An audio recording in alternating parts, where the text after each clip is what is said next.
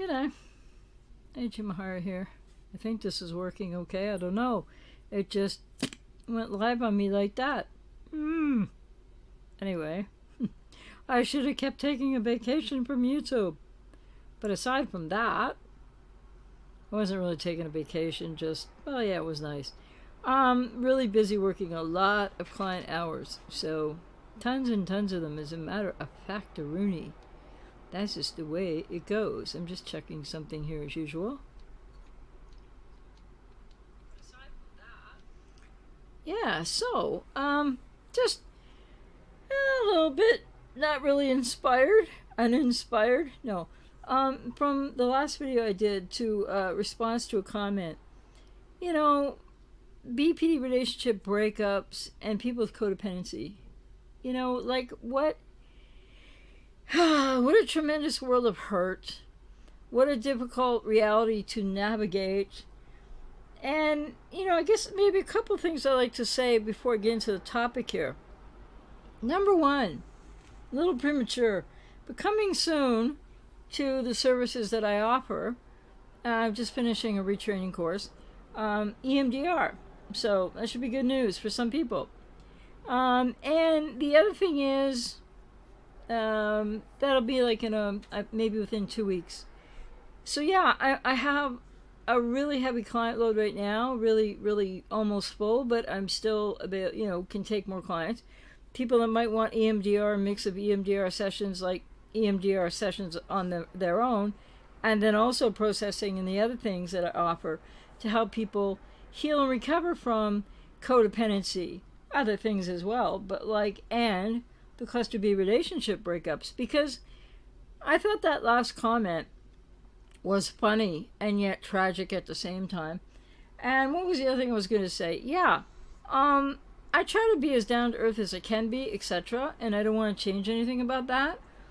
But what you might have seen in the last video, if you've seen it or if you watch it later, and I'll do it differently, but you know, yeah, it's a little bit much when people say to me things like, "Get my drift," after attacking my generation. I don't know who they were talking about, but the thing is, so yeah, I'm just gonna be like working to do more here in a certain direction, not more videos here. Don't get me wrong, there's gonna be less videos here coming, and more and less live streams, and more something else somewhere else. When I figure it out, I'll do a video and let you know.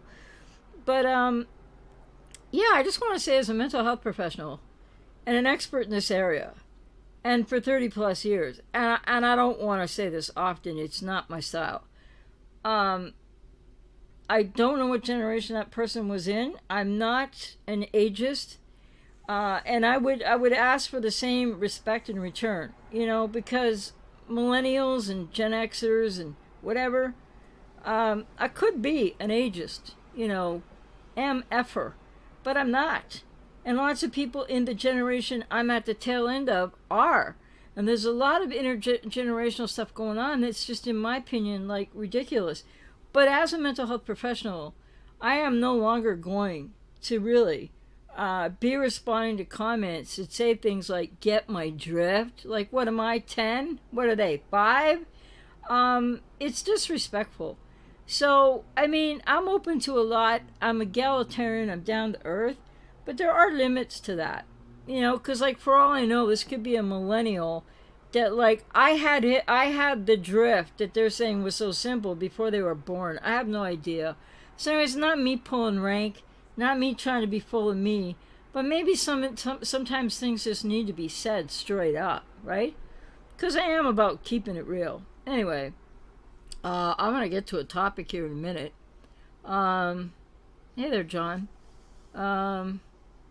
Yeah, everything's fine. I was just kind of, well, like I say, I was taking a break from YouTube, but seriously, I just been working so many client hours. Oh, thank you for that, Jessica. I shouldn't even need to say it, but apparently, for some people, I need to say it. And then there was a comment on that video by somebody who, well, I guess I know what it goes to. But they said they tuned out my channel for a while, but that video brought them back, and that they would keep watching if my videos were true. I'm like, say what? Because we're living in a post-fact, post-truth world, and that gives some people on YouTube, who frankly just are jokes, it gives them space because nothing, next to nothing they say, is accurate or true.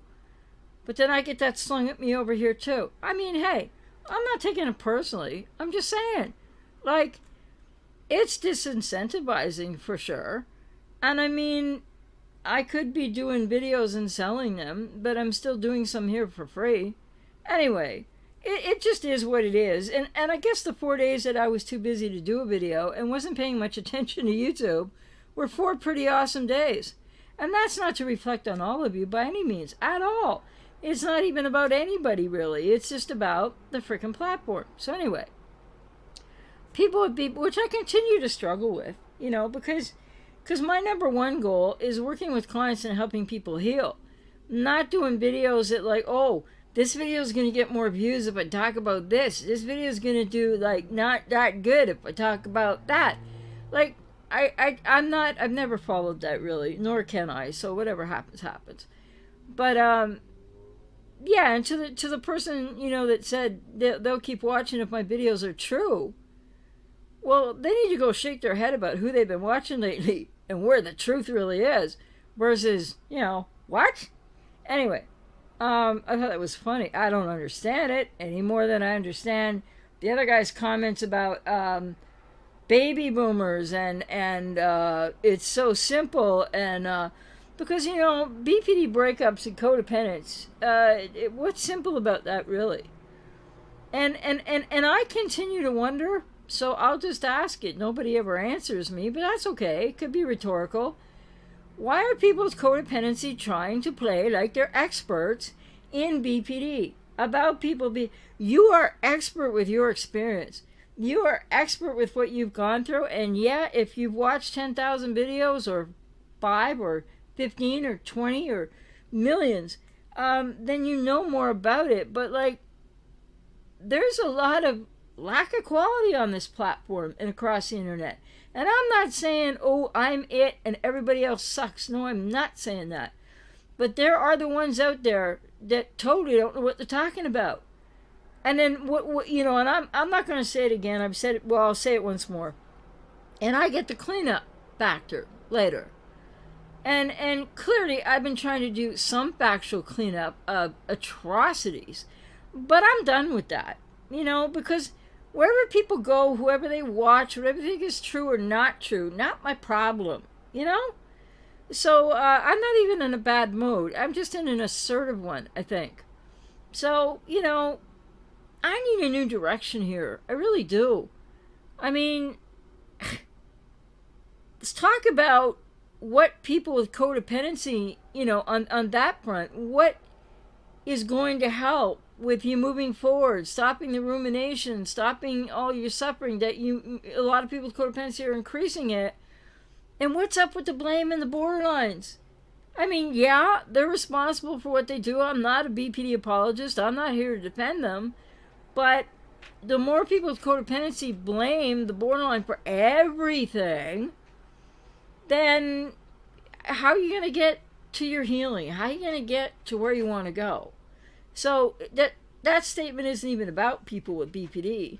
It's more to the point of, what are people with codependency going to do?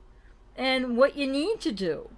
And, you know, I don't know. I mean, I feel like, oh, gee, was I too snippy or something in the last video? I got to get the hell over that. Hurry.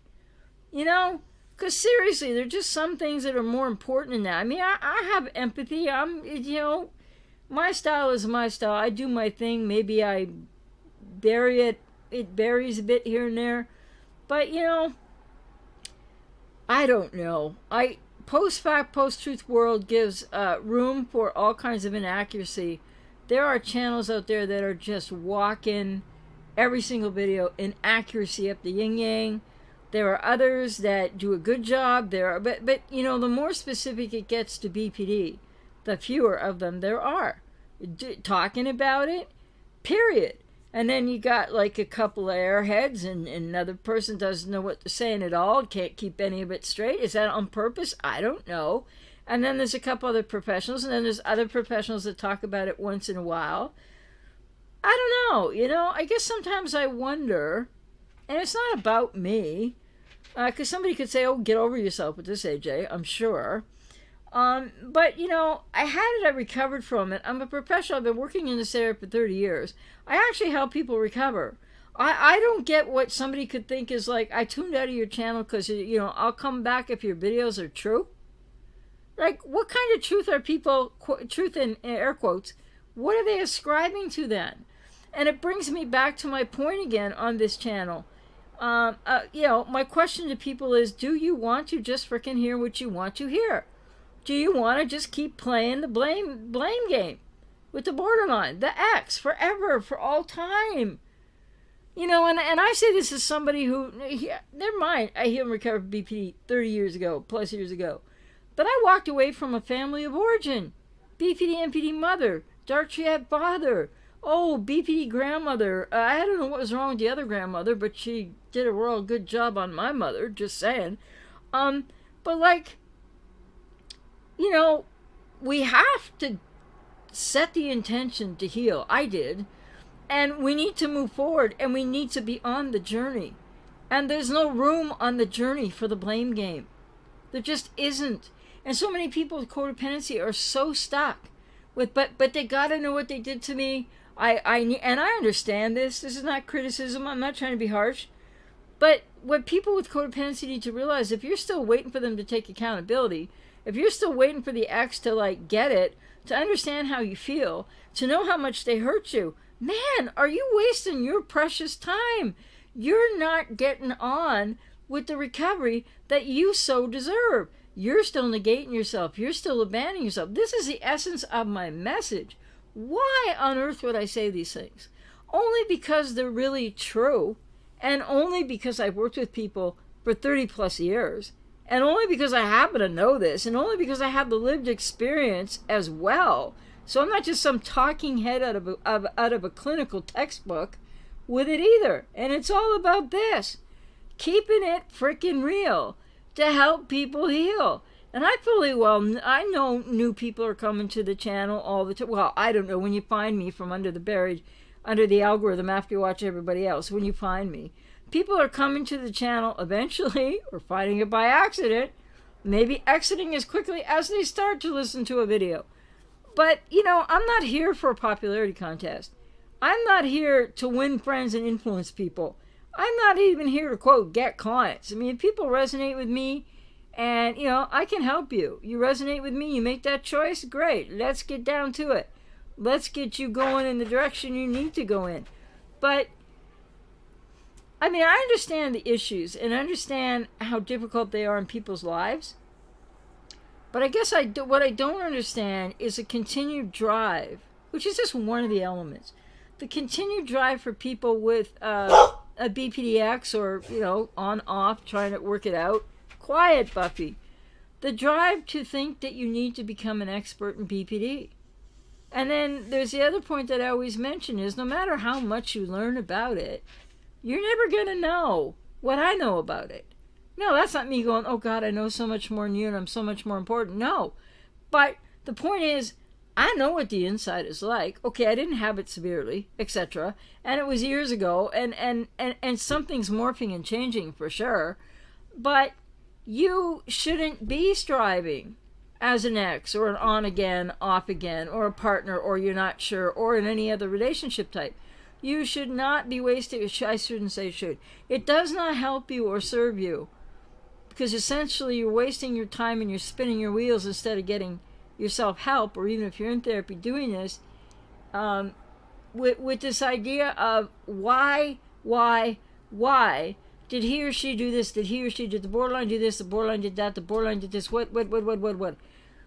Because, that's something that you can work through, get closure to, and understand in your own healing and recovery journey when you get into that process. And for codependency, which is not all about the borderline, is it? Or the narcissist, but then you can also find these answers through your own healing and recovery journey about the ex, about the reason that you had the relationship, about all of it. But why do people try to do it the other way around? Well, I mean, I guess there's lots of reasons, right? But the other way around doesn't really work so well. Might work for some people, you know. But and this notion out there, here and there, that somebody's recovered from a BPDX in 2 months or 4 months or something, it's ludicrous. It just doesn't happen. People can jump into the next relationship. People can make all kinds of impulsive decisions of their own who have codependency. That isn't in their best interest, but it doesn't mean that they're healed in 2 months or 4 months. Doesn't mean that it takes 5 years either.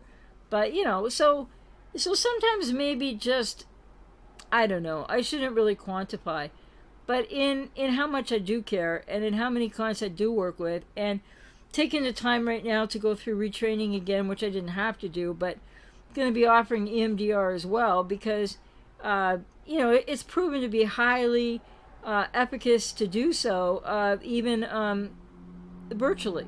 So I had done EMDR work with clients, when I was working with some clients in person, and 5 years, like 5 years I was working with clients before I got online.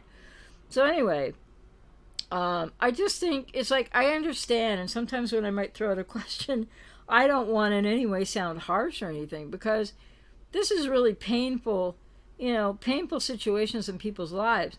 But what I think codependents need to hear, if you haven't heard it already, and everybody's not in the same place, is that codependency is formidable. Codependency is not right now. There's one person out there who calls it self-love deficit disorder. So there's pathology for you. But I don't believe in pathologizing stuff. Because it's not necessary. It's just dehumanizing. It's just more divide and conquer. But not that people should be cozying up to people with any kind of childhood trauma that's unhealed. Doesn't matter what label we throw at it or what we call it or how we define it, because guess what codependency is? Well, they haven't pathologized it yet. I don't know why they're leaving it alone. Like, I understand why they're leaving CPTSD alone. They being, of course, the flippin' American Psychiatric Association, joke that it is, and the pseudoscience with the hegemony of Big Pharma. And the more I read and the more I look into this stuff, I'm not even looking for it, the more that becomes really, apparently, absolutely more factual. I mean, I know it's factual. But the thing is, I don't think other YouTubers out here saying it. Because the other professionals will never say it. Because, there's this, rule or something. Oh, don't ever say that. Especially shrinks, And I have nothing against all psychiatrists, but they all are mostly in lockstep to one degree or another with some of the most systemic outright abuse and harm to the quote patients, unquote, they're supposed to be serving and helping. So I'm going to say it again. BPD means nothing. The trauma response that's called quote BP unquote is what we're dealing with here. Doesn't change anything about the relational impossibility, their communication deficits, the fact that they've lost them. It doesn't change anything about it. But I'm going to just assert again, and I'm going to say to you people, if you think I'm crazy, research it yourself. Mental illness is a false construct. Follow the money and ask yourself, who the hell is it serving? Because, the other reason I have a little passion in my voice is working with so many clients, and even of late and over the years, clients that continue to be horrifically done more damage, re-traumatized in therapy by, I'm sure there are lots of fantastic therapists out there. Some, I'm sure, well, I don't know how many, way better than me, because they'd have to be pretty old right now. But I'm not saying I'm the be-all to end-all to that, but there are so many therapists out there that don't get it. There are therapists out there that have narcissistic personality disorder, and they're going to, ruin people. And there are therapists out there with untreated BPD, or hardly treated, or comorbidity both. And there are psychopathic therapists out there. And then there are just therapists out there who are good therapists probably in some arena of working with clients, but they don't know anything really about codependency, or BPD, or NPD, as they are still so called, right? And the rampant misinformation, it matters to me. I care about it.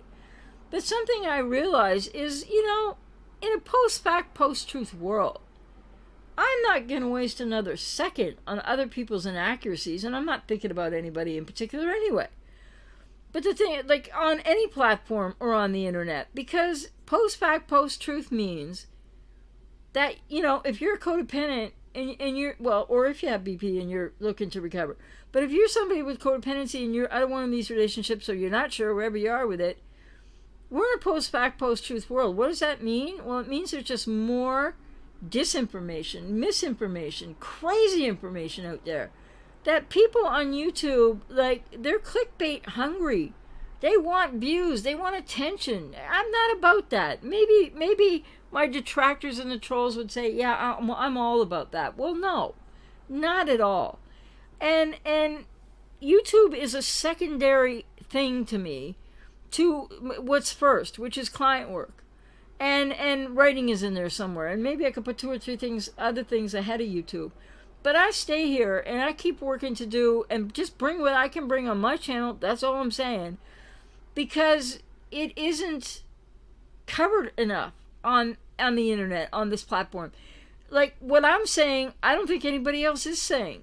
Like about, mental illness is a false construct. Psych meds are dangerous. It's a stupid way to go. It just doesn't make sense for anything. Well, other than schizophrenia and maybe bipolar. If anybody can diagnose anybody with that property today. I'm just saying. So systemically, mental health systems are in crisis. And you never know what you're going to get. And the bottom line is whoever you do choose to work with, the main thing is you need to get into therapy and still believe in therapy. But you have to be careful. I have so many clients that come to me after they've tried, I don't know how many people, maybe a few online, maybe 1 online, 2 online, nobody online, somebody in real life, whatever. They've been re-traumatized. They haven't been helped. So, I mean, it's one thing if you can't help a client, because, not everything goes perfect with every client. Some clients aren't ready. Some clients that I work with, they may just drop out of the process for whatever reason. I don't know the reason. It would be nice to know. Did they just give up? Maybe it wasn't a fit. Maybe they went to somebody else. Okay. But what shouldn't happen ever, and is happening all the time now, is in this area, and especially people with codependency, looking to be understood and heard by therapists to do this work on your own healing and recovery journey and to heal from the relationship. I mean, I can't even speak of the atrocities I've heard recently because I just can't say it in a broad enough way to not have it reflect back on a client, which I can't do that. So, or, more than one, several. But the thing is, it's really difficult out there. There are other therapists out there, of course, that understand this. But to what degree? And so people, when you work with somebody in therapy, if you don't feel like they're a good fit, then you shouldn't continue, or you should let them know that. That includes me, if you're working with me. If there's something, like, I'm very open with my clients. If there's something that's not working or they're frustrated, it's like, let's try this, let's try that. Well, you want to try this? Or if they have suggestions, I'm open to all that. But the bottom line is, what should never happen is that a client leaves any therapist, for whatever reason, traumatized more than when they showed up in the first place. And this is rampant out there.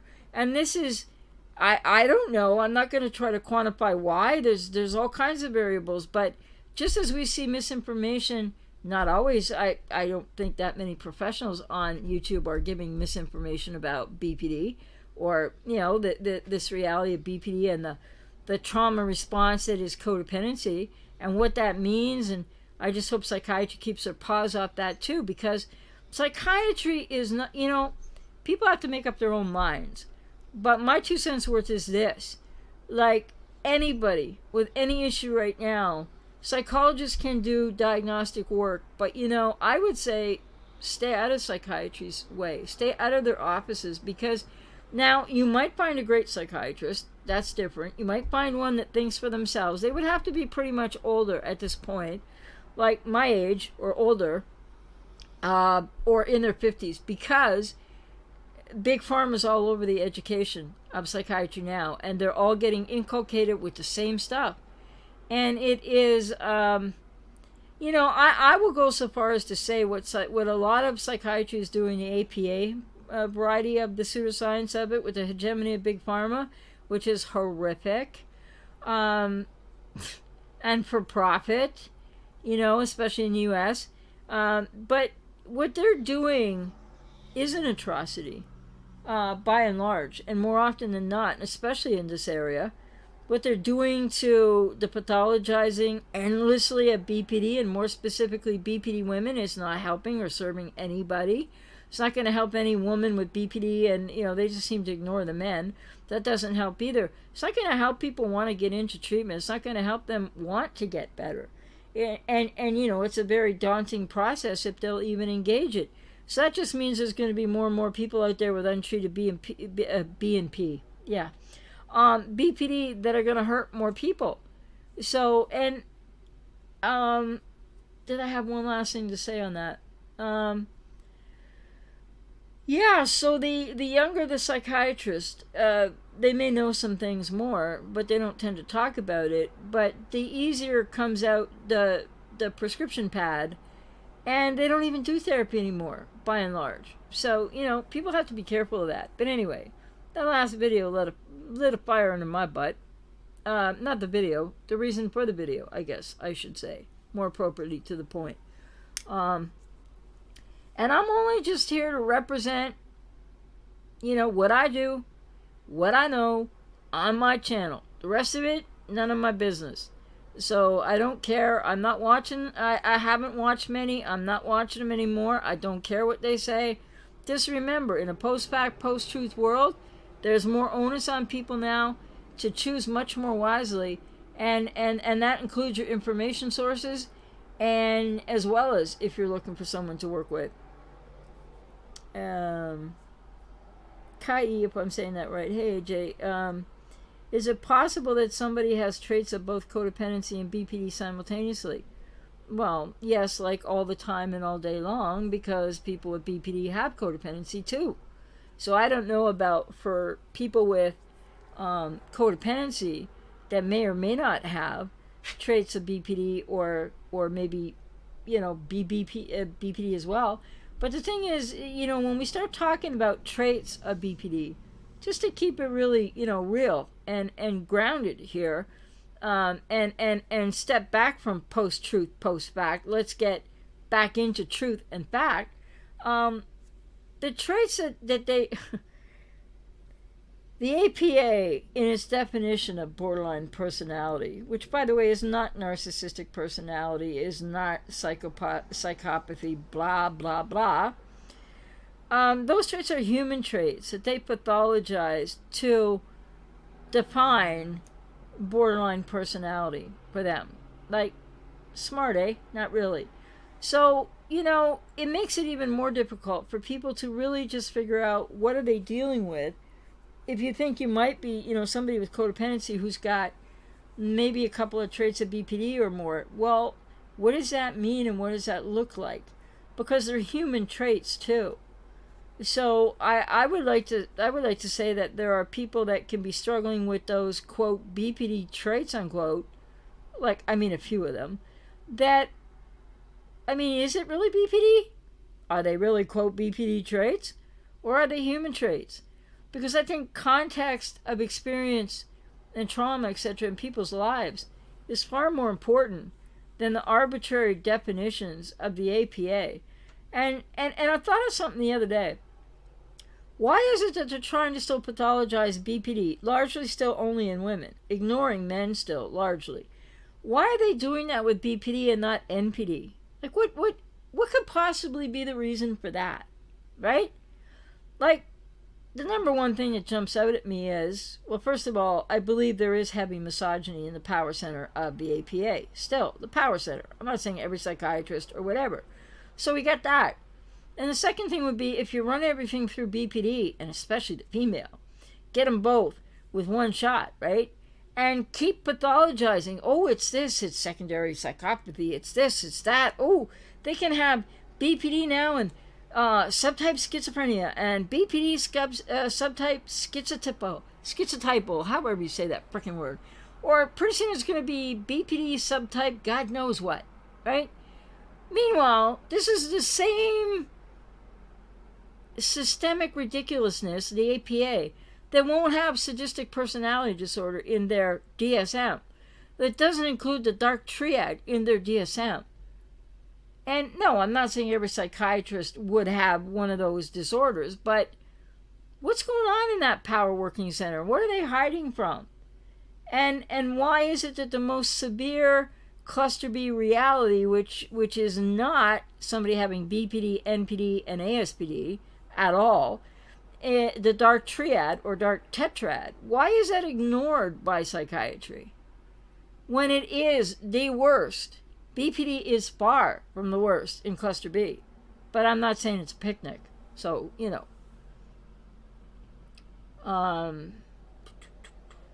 Host Runner, hey there. I just got the second edition of the book Schema Therapy for Treating BPD. Came out last month. They have some amazing results from trials. What are your thoughts on schema therapy? Well, I mean, I've worked with schema therapy with clients. It depends on the client, but I think it's a good modality of treatment. I think it's really got a lot of efficacy for BPD as well as NPD, and but I don't think I don't like it more than transference focused psychotherapy, and even EMDR when it fits. But I would say, but it's right up there. Like it's an excellent modality without a doubt.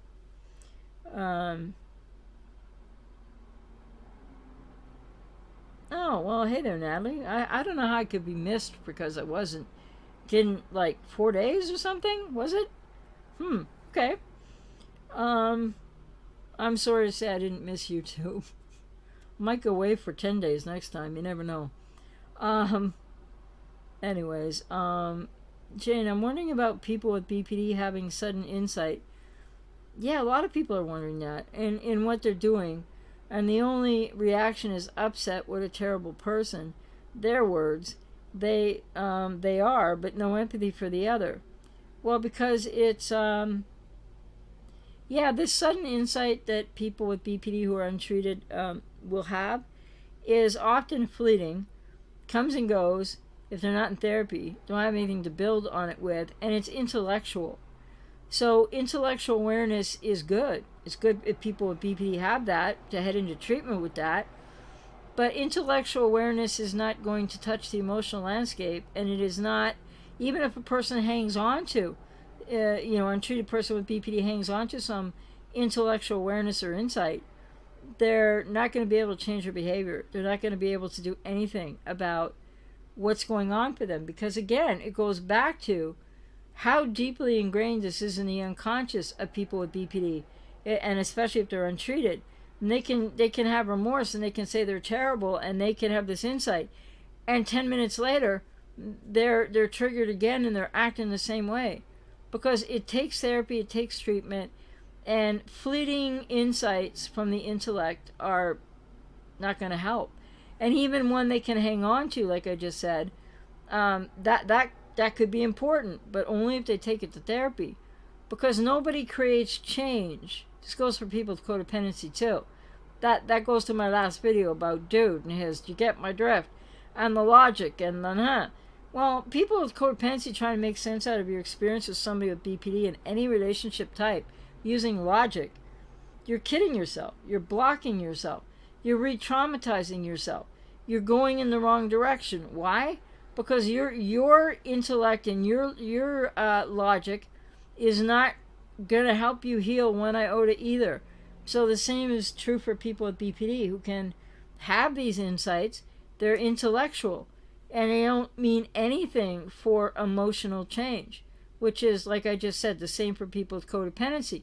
You can learn all this stuff, and then you get all the misinformation and the disinformation and the crap in between, and all the stuff that people on YouTube love to forward for their clickbait, for their numbers, for their big channel, whatever, and or not, maybe not such big channels. But I don't know why so many people on YouTube are driven by how many likes. I mean, algorithm. I've always been buried in it, probably always will be. And most people say, oh, I stumbled on your channel by accident, if that's how it has to be. The point is, though, relationships are not all about logic, even and healthy relationships. And to heal and change and recover from anything, whether it's BPD or a person with BPD or you have codependency, it doesn't happen between the ears. You have to get into your emotional landscape, and that's why therapy is important. So I hope that explains that, because they can realize things, but you can realize a lot if you have codependency. It's not going to create the healing change that you really probably want in your life. And Jessica, no, I want to hear the hard stuff that I know is true, even if it hurts. Well, and I mean, that's important because, you know, I have my own healing recovery journeys, and including from codependency.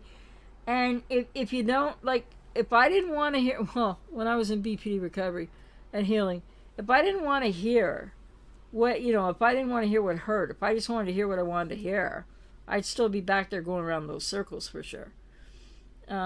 Jane, I want to hear what helps and that is the truth. Yeah, well, and lots of people do.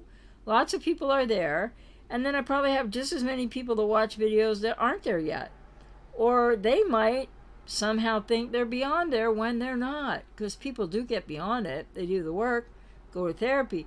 But some people maybe jump ahead a little too quick. And then other people are like, nah, but it's all the borderline's fault. Don't talk to me about my responsibility because I have codependency. What are you talking about? So, you know, but people are at all different kind of places for sure. Anytime you do a video, you don't know who's watching or who's going to watch or who's going to react which way to what or not, or, you know.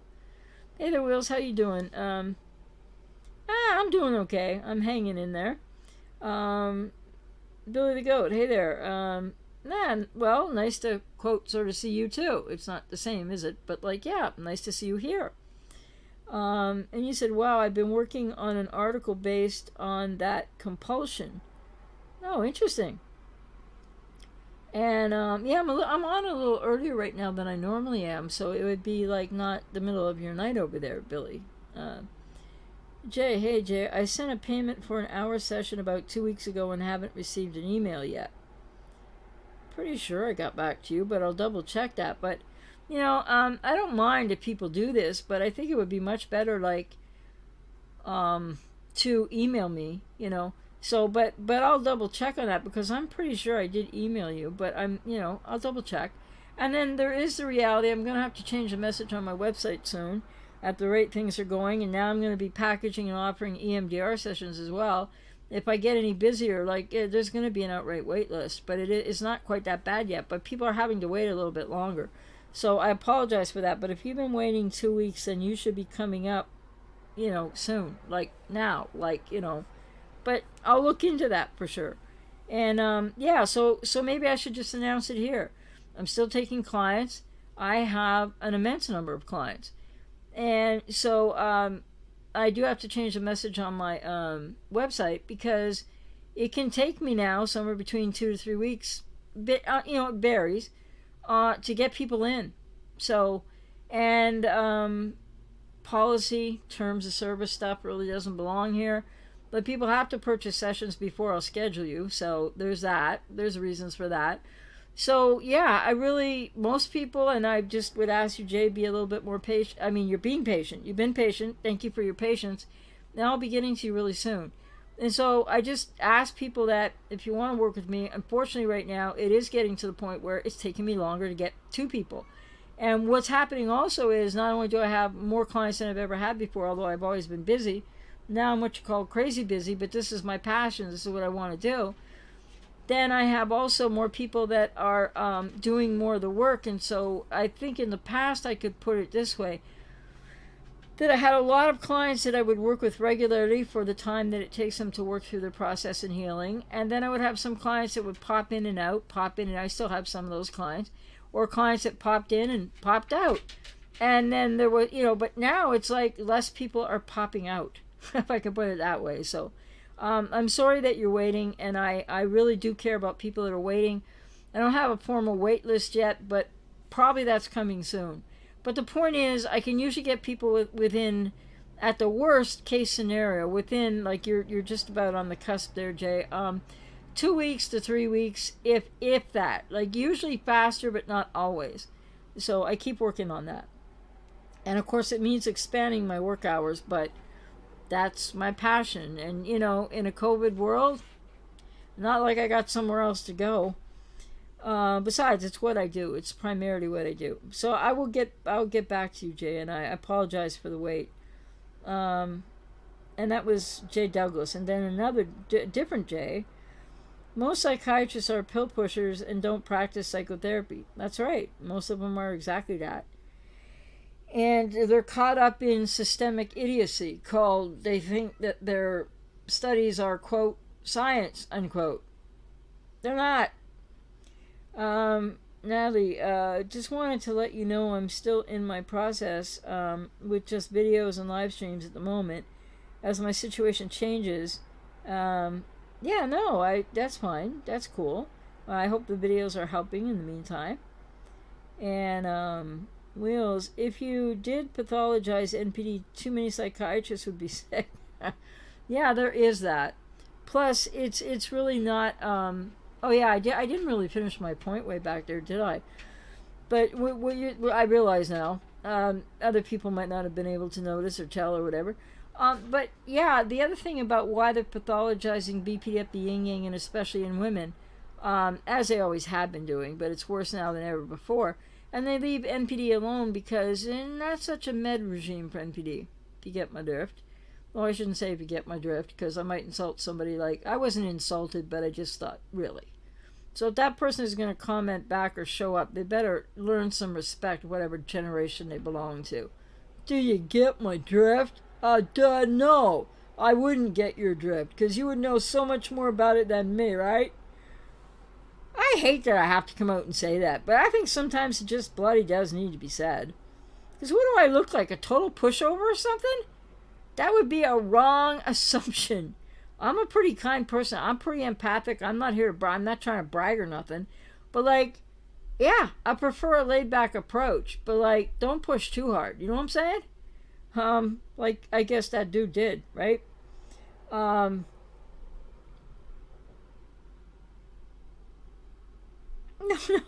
no. I no. Geez, what did we lose in communication there? You said you were agreeing with John that said you were missed. No, I didn't think you missed me. No, I didn't think you meant that, Natalie. I was sort of just saying. I don't know why I was missed for 4 days. That's what I meant. So, geez, we sort of crossed our wires there. Robert, hey AJ, I got a call from my sister. She posted comments, but they're being erased. What? On my channel? I'm not about erasing comments. And talk about circuitous sort of communication channels. I don't have the full context of what you just said there, Robert, but if you're getting a call from your sister who posted comments and you mean on my channel and they're getting erased, well, you know, feel free to go to ajmahari.ca/contact and tell me more, because I don't know what you're talking about. Wheels, you can reason with crazy. No, you can't reason with crazy. Nor can you apply reason to crazy. Yeah, very true. I have to remind myself regularly when Psycho tries to start something, or when I try to apply logic to anything she does. Yeah. Robert, I don't know who she is. Did I block her question? Email me, Robert, please. ajmahari.ca/contact so you can give me a few more details. I can't freaking know who you're talking about or what you're talking about here. And then, you know, frankly, like, I don't just erase questions and comments, and I don't want to get into all that again. Joe, I don't know how it's best to approach the idea image I still have in my head of my undiagnosed BPD partner. Is it fair to say I never knew them? Well, it depends how you feel. Like, if that's how you feel, then that would be true for you. It doesn't matter if it's fair enough, like fair or not. I mean, if it's how you really feel, then it's likely your truth.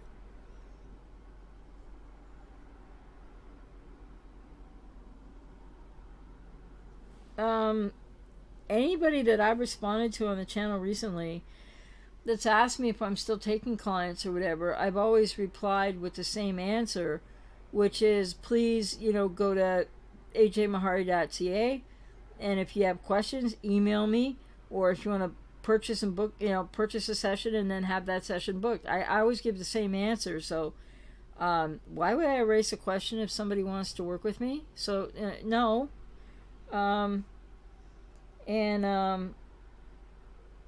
Well, you said it may be a glitch. YouTube has lots of glitches going on, I can tell you that much. But no, anybody that inquires about working with me, I answer and direct them to my website, where they can either, like I said, purchase and book, and then I will email to schedule when I get there, because it's a little bit more of a wait than it's been in the past. And also, I always just refer people to the website, so I wouldn't erase that. I don't really moderate the channel. I mean, I erase what deserves to be erased, but that's not something. And yeah, there was a couple of interesting ones recently. They went through, but I took them down after. It was somebody with BPD totally abusing somebody who'd been hurt by somebody with BPD, and then that person coming back and abusing that person with BPD. So that's the kind of stuff that I don't like here. Other than that, I'm like, not going to be like it's not a very, I don't know where this idea that it's a totally moderated channel came from in the first place. So we still have the whack-a-troll situation going on, and it's like not going away, and I don't give a crap. Natalie, okay, a miscommunication. Yeah, well, it doesn't necessarily that it was on your end. I mean, we could have crossed wires there, but I don't know what I said, like if it was too vague or whatever. Word Life, I finally completely shut my BPD X out of my life. Wow, good for you. I'm sure, because that's not easy. Poor woman says she found a box of bullets in her yard and asked, was it me? I haven't seen her in 3 years, scared the bejesus out of me. Good call. I mean, yeah, you listen to your instincts there, because yeah, that would scare me too. That was a healthy response you had, for sure. Good, you're taking care of, good, well, and for 3 years, but like, way to take care of yourself. That's great. And Joe, true. It does feel that way for sure. Or at least that I only knew a small fraction of her.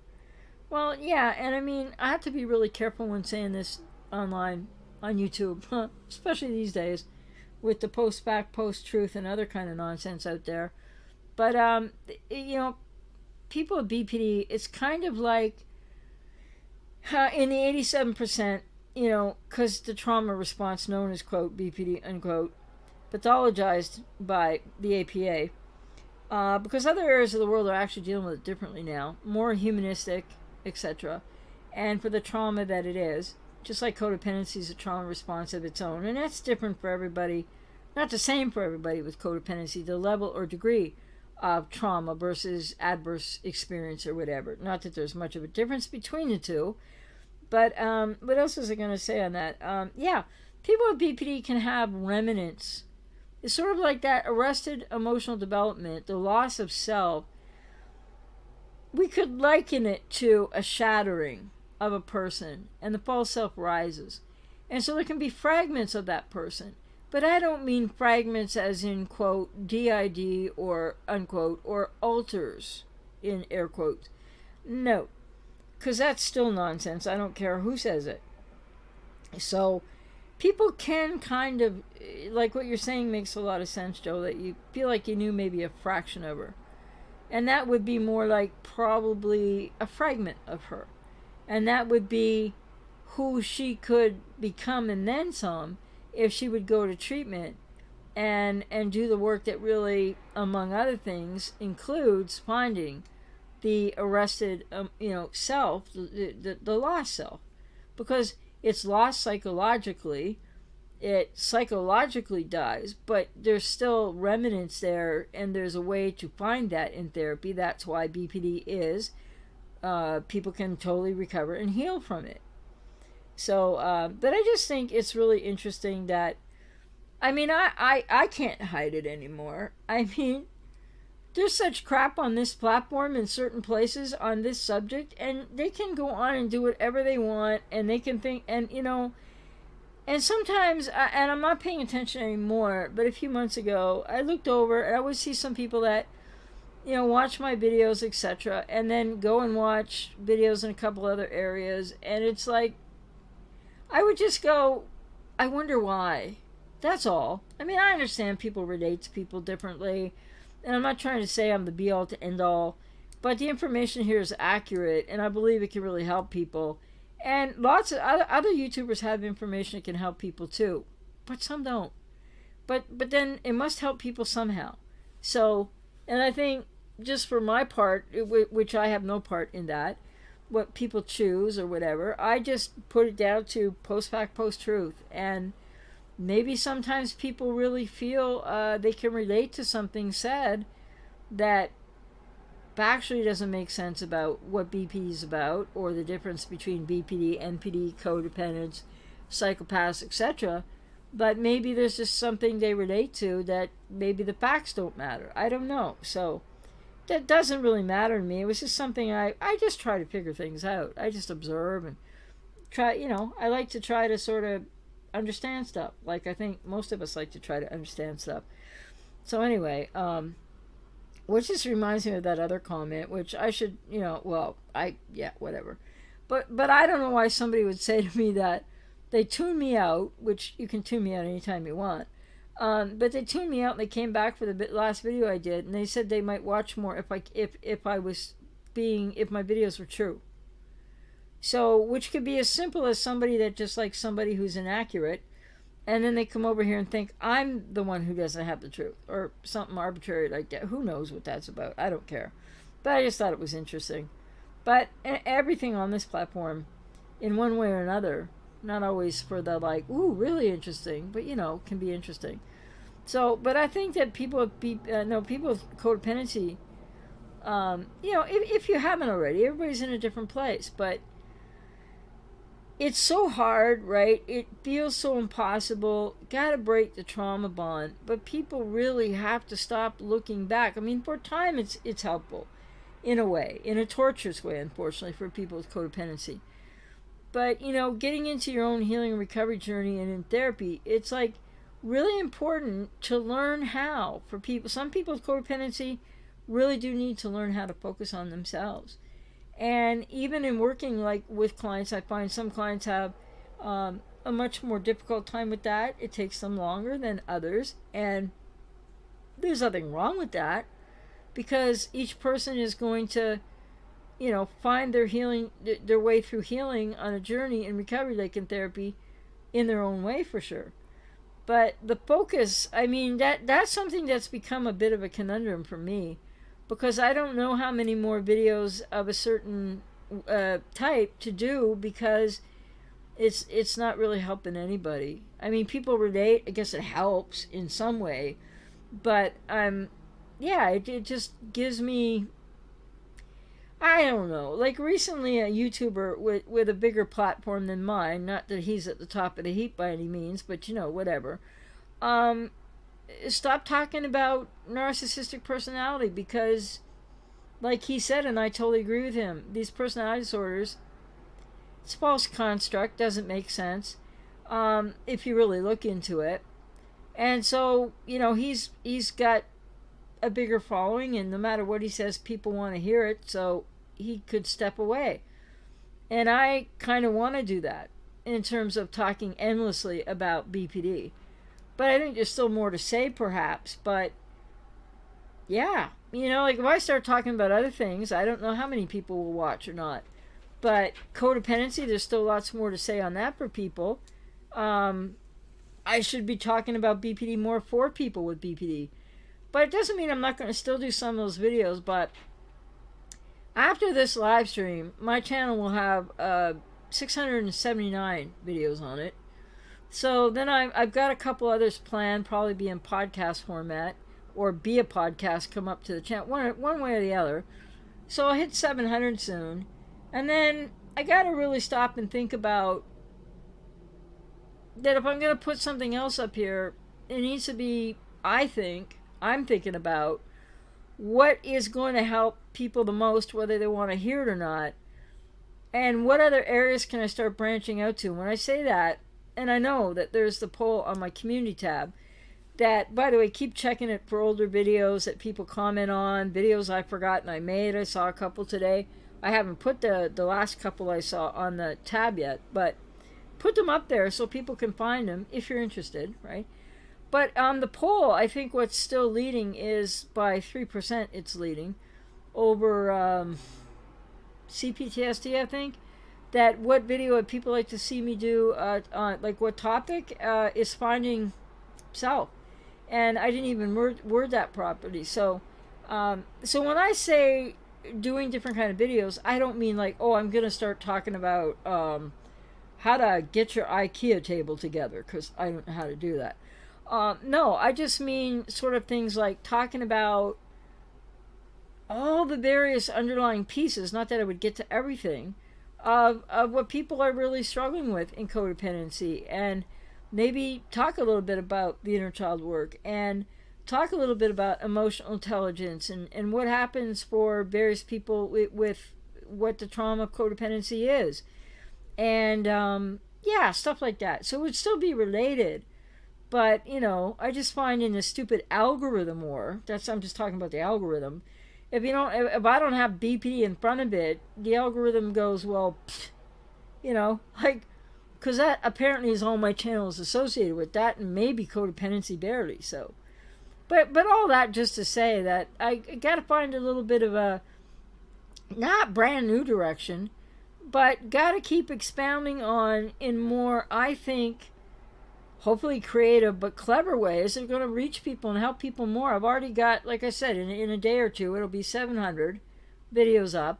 And so, and I can't believe as I look over some of them, which I haven't done for last week because I really kind of took a break from YouTube and I've been too busy with client work. But I've gone at several things to do with BP from so many different perspectives that I don't know. Like, I mean, what else, within what I can offer, to people would help. So there's that, and I continue to have ideas, and I'll continue to float some of them up there. But yeah, I'm thinking that between what I'm embarking on now, that's probably going to make me busier doing EMDR session work with people. That's going to make for more client hours, and then I think also that I was thinking of a membership site. I was thinking of, like, I might still do video series or a course, but I don't know where I'm supposed to get the time to finish it. So the other thing I was thinking about was really writing, because that's kind of like, client work is my number one thing. Learning, of course, and always informing myself is right there. And the number two thing is probably for me, what's my biggest passion after that, work-wise, is writing. So, and or podcasting. I guess I'll be doing that as well. And then we'll just see what happens from there. But yeah, this channel, as it grows, I don't know, a lot of quiet people as it grows. But yeah, I think I need to move it. I just need to move it along somehow, and I don't know what that means right now. So, if anybody has any suggestions or ideas, you can always go to ajmahari.ca/contact and let me know. And I do get asked in videos a lot, like I'll do a video, whatever. And people, I don't even know if they listen to the video, but it's got nothing to do with the video. And then they go, can you do a video on blah, blah, blah? And so there's a few of those out there still that I'm, hoping to get to. And Wheels, all these life changes recently have been weird, mostly in a good way. But they're also making me realize how bad my anxiety issues are, especially around screwing something up. I screw up a lot. Well, I mean, we're all human. And yeah, I hear you on that. And yeah, well, if you're getting in touch with the anxiety issues, I mean, the important thing is just to be learning the best ways to cope with that, right? Because I think after all the abuse you've been through, it'd be a little abnormal not to have some anxiety issues. Because, if you screw up at work or somewhere else, then, like, that your natural kind of inclination would be to start thinking that they're going to do what, the narco in your family there has always done. Joe, when you see her, she is so pure, innocent. and loving. It's the whole cognitive dissonance effect, I think. Still worried to come across her at school because this is what I will visually see. Well, yeah, and that is difficult, but I think there's that more difficult piece of work when you have to see the person after. It's like, how do you keep it in your, how do you be mindful enough to that to be able to, in real time, redirect yourself and not focus, and maybe do your best not to look over at her, because, and or remind yourself as you're looking at her what really happened. You have to think back to that, because cognitive dissonance can still arise, right? For sure. And I think it's very difficult when people have to, go back to school and be in the same classes, or same workplace, which is probably why there's always been that adage or that saying or whatever out there that it's not really wise to start a relationship in a workplace. Whoops, I hit the wrong button, because there I am again. But I'm not going anywhere. I was going to say if you get my drift, but I don't want to use that phrase, especially not today. Yeah, because I'm all about keeping it real to help people heal. So there's no like, if I'm unpopular and I get the job done, that's fine. I'm not about popularity and all that crap anyways. I don't know. Likes, dislikes, view counts. I'm still amazed at the aggregate total of views this channel gets a month, but other than that, it's not important either. Let me see, where was I? Well, it's good. Well, but Wheels, it sounds like you're just becoming even more aware of that, so understandable. And I think, the more aware you become of it, the more you will be able to find different coping skills around that. I think I meant to do this. I don't really know.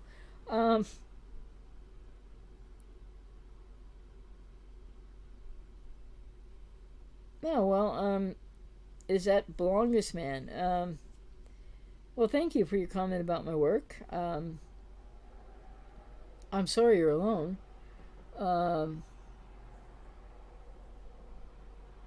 Oh, I didn't see that one, Wheels. Geez, when that happens, it's like I would have liked to see what that said. I'm a very curious type person that way. Even when it's obviously wasn't good. Don't retract them so quick, Wheels. I'd like to at least have a peeky poo, because I'm sure they're saying fun stuff. Anyway, Joe, looking back too much definitely stunts our growth away from the relationship. You can easily get lost looking back at them too much. You just loop around and around. Yeah, for sure. And I mean, I don't mean to make it sound like it's easy or simple, because, change, healing, growth, recovery, none of that is easy. And unlike Ryan, the commenter, my last video thought everything's simple, or something was simple. Yeah. Wheels, hey AJ, do you want me to get rid of these people? Well, no, wait and see if they chime in again, because you got rid of what they said before I saw it, and now I'm going to have to hook up with you and go, what'd they say? So can you try to remember that? Not that it's that important, but don't get rid of them just yet. See what they do next, and let me have a peek first too. Hey, entertainment maybe. Natalie, AJ, you said observe. I've been doing what you said. I'm observing, not absorbing. Excellent, because that can really help. Oh, Robert, you like the idea of more things. Well, that's good to know. And Natalie, yes, I would love to see more on other topics and more into codependency. Oh, okay. Robert, we all make mistakes, but good for you getting help, brave as I'm doing. We all make mistakes. I don't know if you're talking to Wheels there or not. I don't know. Santiago, BPD girlfriend said she feels empty when I told her we should break up. She said I was her everything. Now she feels empty and depressed. Well, she might, but you need or you want to break up for a reason. So you need to take care of yourself, take responsibility for yourself, go ahead and break up with her, and she has to deal with how she feels. You can't deal with how she feels for her. And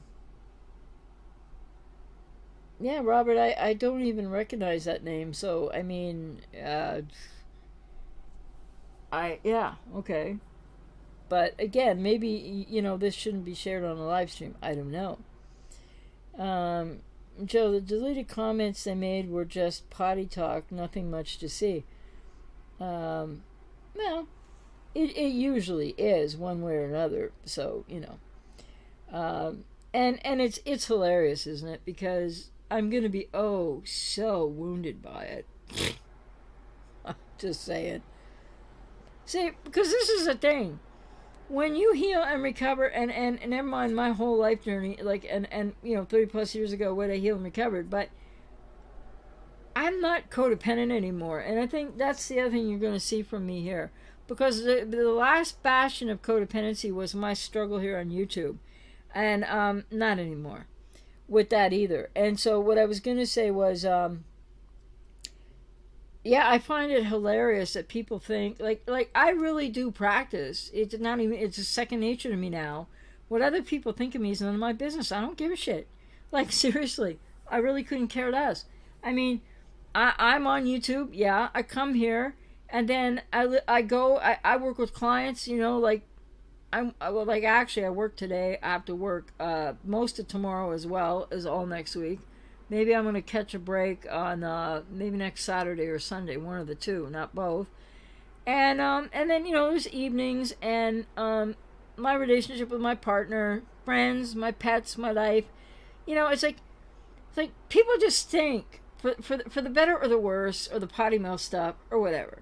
Like these foolish trolls on my channel that every time I tried blocking you block them. They get a new name and they come back and say the same damn thing. So who cares?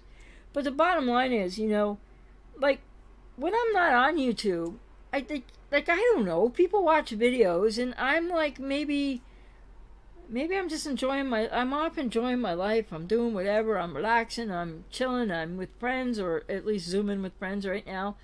And like, so the point is, people that assume, so when they got their potty mouth stuff going on, their trolling stuff going on, whatever they're doing, like how pathetic are they, right? Because they need big time therapy, number one, and number two, and I've had dog whistles and other things from other YouTubers and said, so it's so childish because I know who I am. And I don't just sit here and say I'm an empowered person. No, I bring it and it's real. And you can check it out if you want, right? But like, and when I leave YouTube, like, I'm not sitting around thinking about this crap. I mean, I don't mean YouTube is all crap. I mean, stupid comments, trolls, and all that kind of crap. No, not at all. Not at all. And I've had some trolls trying to dog me for multiple years. I am so over it. I've learned my lessons well. I'm so over it. I get a little curious once in a while as to how stupid they're going to be and what they're going to say next, but hey, not important. So,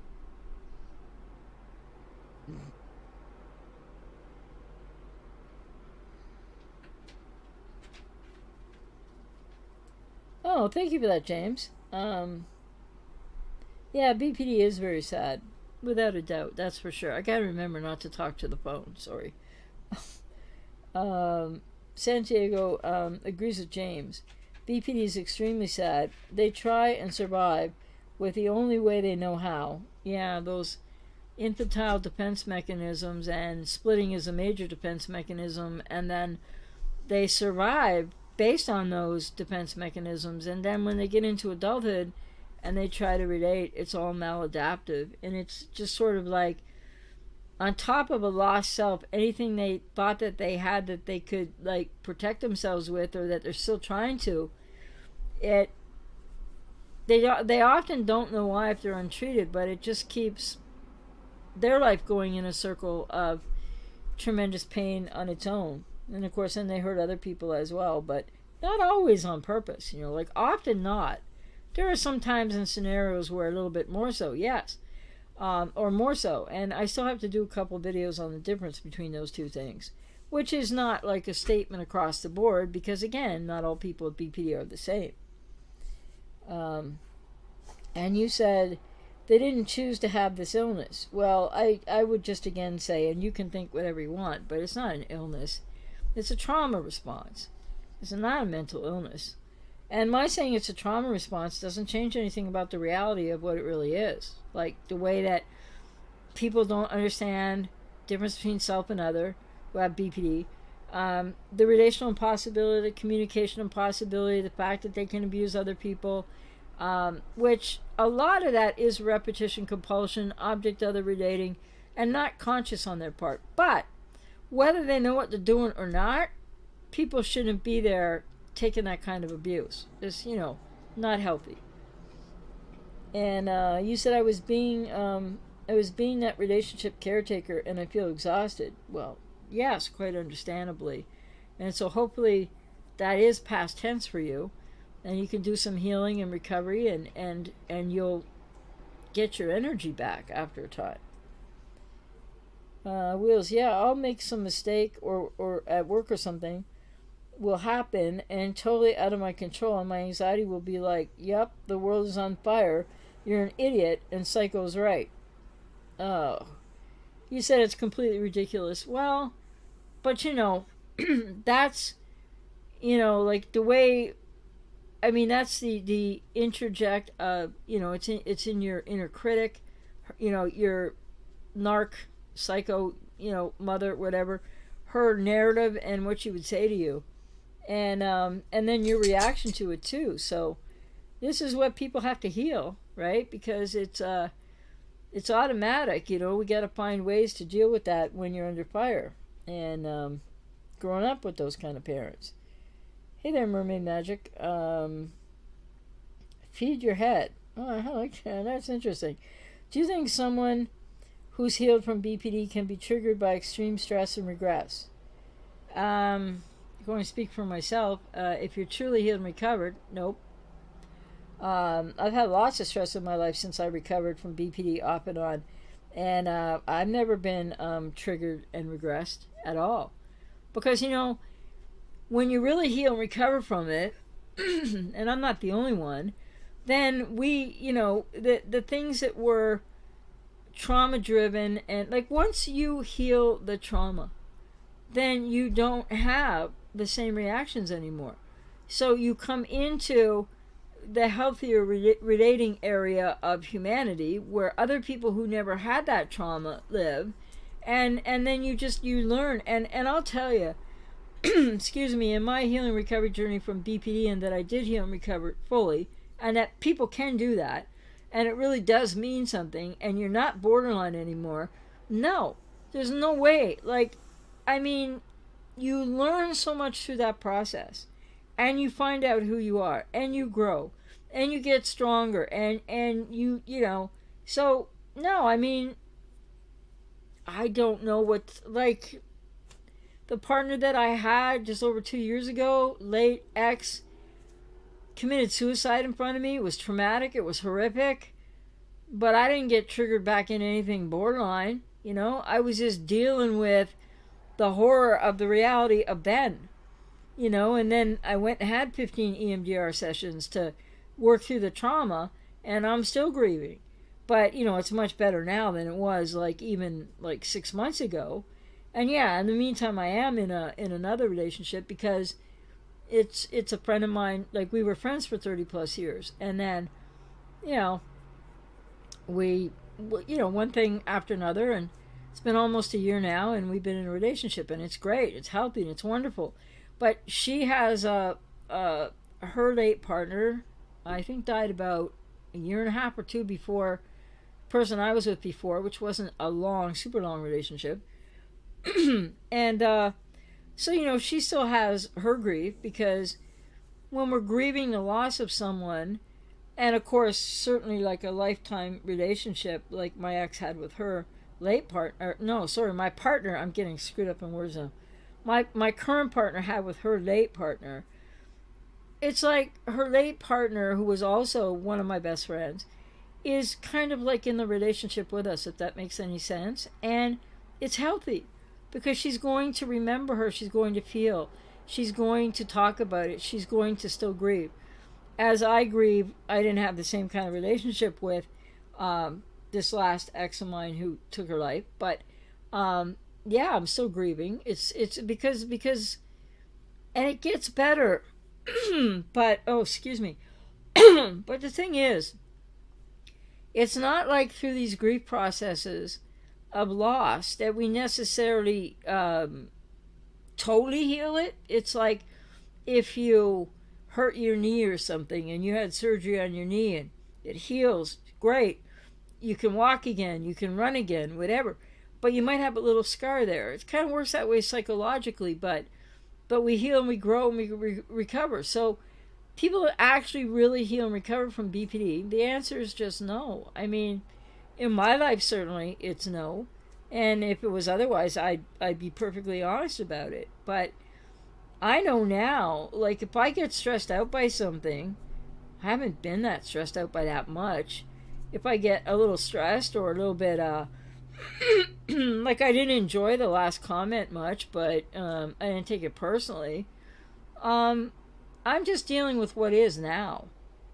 You know, so something stressful. I mean, the world is stressful right now, right? We're all dealing with that. Doesn't trigger me back to anything because I healed it. I recovered from it. When it's not there anymore, how would you get triggered back to it? So I just, answering a little bit longer than just a yes or no, because I really want people with BPD, if they're watching, to know they can get to this place, healed and recovered, and never mind the APA and their nonsense about quote cure unquote, because they're not in the business of helping anybody with anything. They're quite on the other side of the deal. So, but no, when a person is still in recovery, even if they're like almost recovered, there could still be some triggers, but still shouldn't be much. If they're midway or just beginning in therapy, well, yeah, it takes a while to really get through that work. But if somebody's had a lot of significant treatment, oh my goodness, my throat, to where maybe they're not fully healed and recovered yet, there's a great likelihood that if they're getting close and they've really done all the work in therapy, that they wouldn't even be triggered. And to anyway and regret. I mean, there's the use of the word trigger in general, but I don't even find that applicable in my life because I'm not really triggered. I just become aware, like I can't even think of an example, but I can't think of one right now. Oh, well, yeah, I can't really talk about that one. But there was something with my partner and a friend of hers, or a friend of hers, and yeah, something a little bit like not so cool went down there. But so I had feelings about it. It was stressful. I didn't know, because she can take care of herself, right? We're interdependent here, not dependent on each other. So I didn't know if I should say anything or not. And it was stressful, but it wasn't triggering. I was just like, so in that moment, I felt what was appropriate to feel in that moment. And then I had to think about it.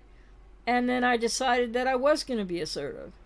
Because my partner can take care of herself, but I cared and I wanted to let somebody else know that we were on a Zoom thing. So it was goodbye and your ass is, going, because that don't fly. But that was just a response to something in the here and now. So, it was only stressful because I didn't want to step on my partner's toes, but yet I didn't want to just sit back and say nothing or do nothing because it was pretty egregious. And I don't know, so, and then we talked about it later. But no, it's just like people with codependency. When you really heal and recover from that, yes, you can use the word recovered. And people out there say, no, you can never use the word recovered. Well, you can.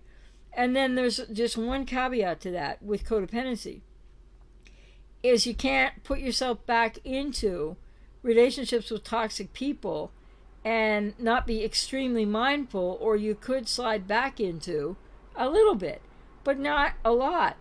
And why do I say that could happen with codependency and not when someone's healed and recovered from BPD? I think it's just the nature of the difference between, yeah, it's a good question. Maybe it's one, actually, as I think about it, kind of know what I want to say, but I'm not sure how to formulate it. Maybe that'll be a video I'll have to do. I don't know. Probably nobody'd be interested in that one. Anyway, the answer simply is no. Anyway, Michael just had a messy breakup. I'm sorry to hear that.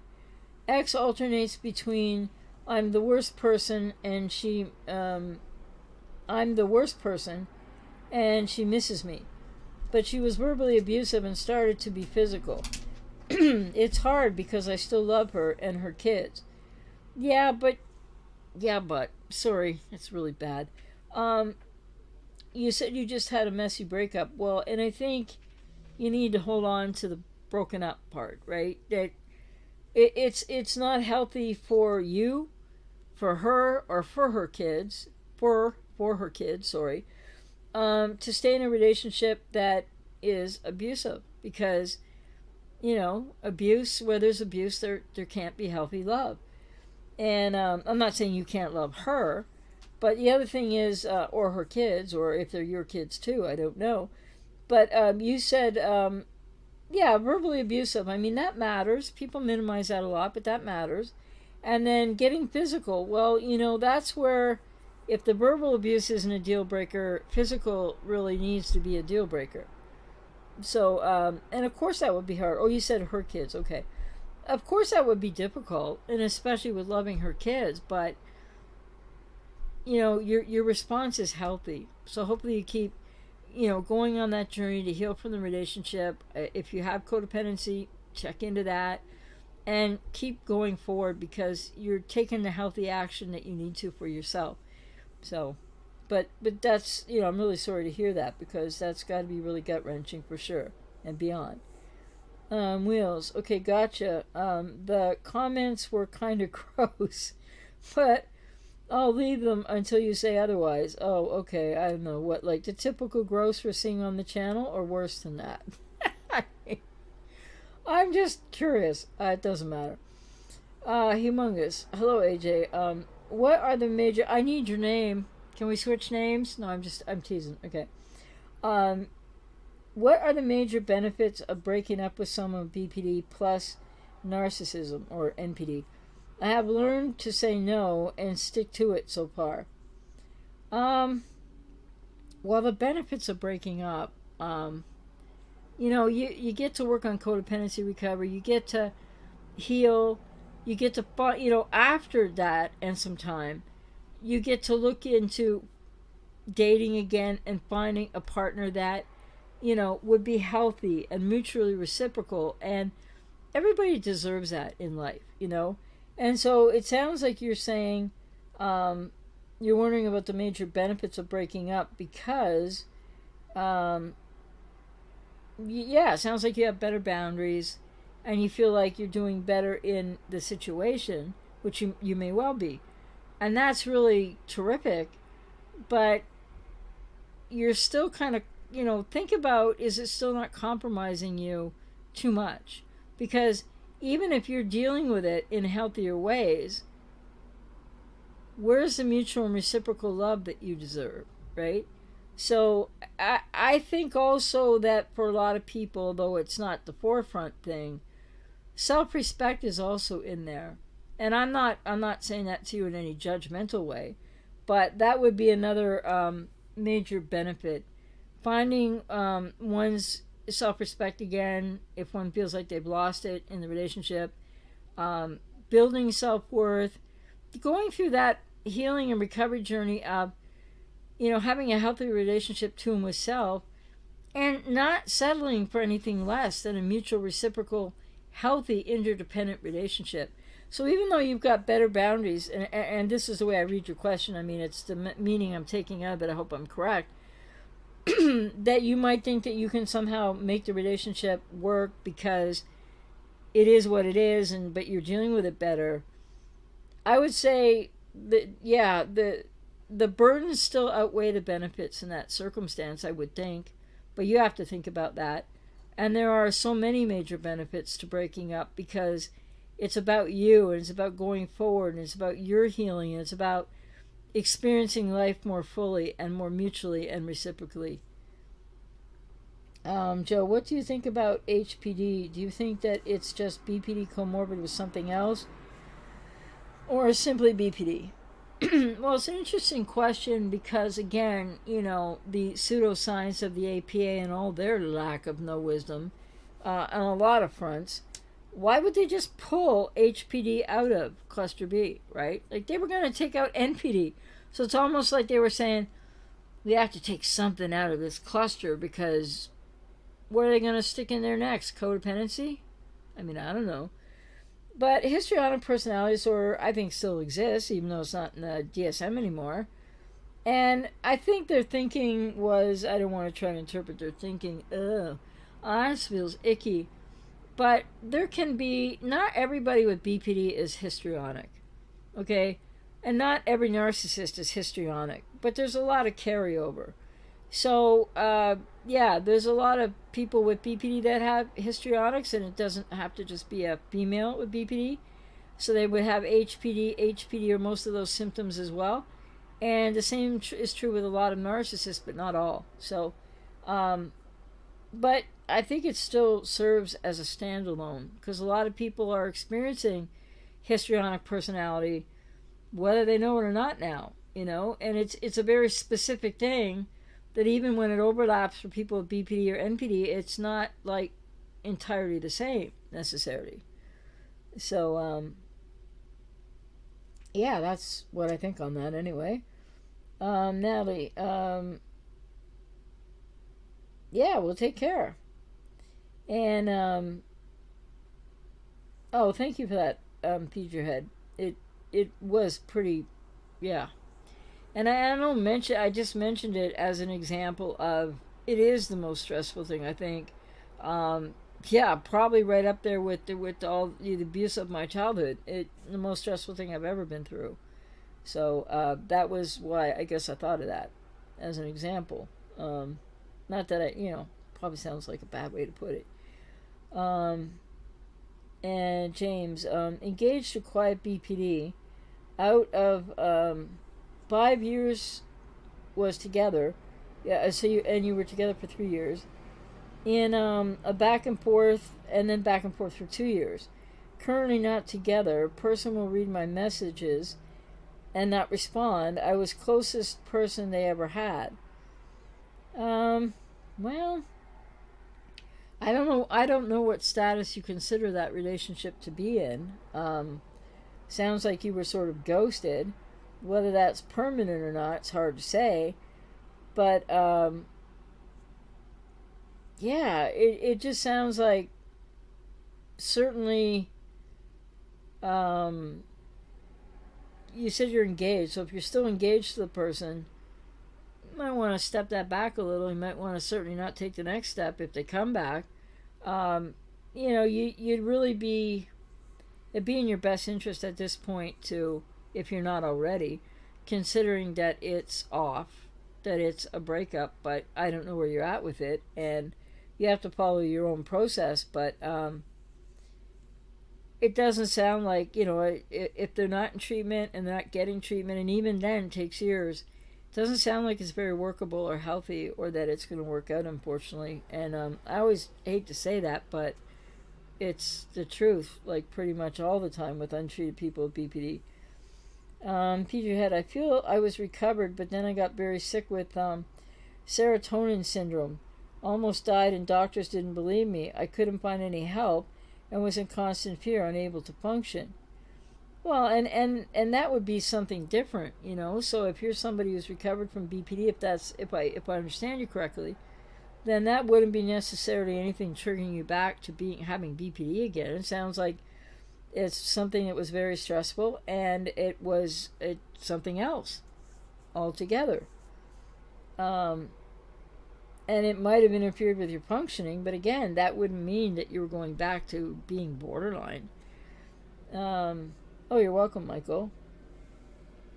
Armand, where there's abuse, there can't be healthy love. Beautiful quote. Well, yeah, that's original. I just came up with it. I mean, I'm sure there's much more, big quotes out there by famous people, but yeah, I mean, I just say that. So, Wheels. It's definitely hard to cope. Sometimes working with the public is stressful for me in general because I'm not comfortable with people. I'm apparently unnaturally chill when I'm getting screamed at, according to coworkers. But small mistakes make you super anxious, and I don't know how to deal with kindness at all. Well, yeah, but you know and you keep learning and keep working on that. But the fact that your coworkers say you're super chill when getting screamed at, well, guess what? Yeah, like that's a silver lining skill that came from the rest of the unfortunate family of origin you grew up in. And humongous, yes, many friendships are better now with much more insight. Excuse me, and trust from both sides. Only reason I'm not in a relationship is because I dip out as soon as I spot too many red flags. It sucks, really.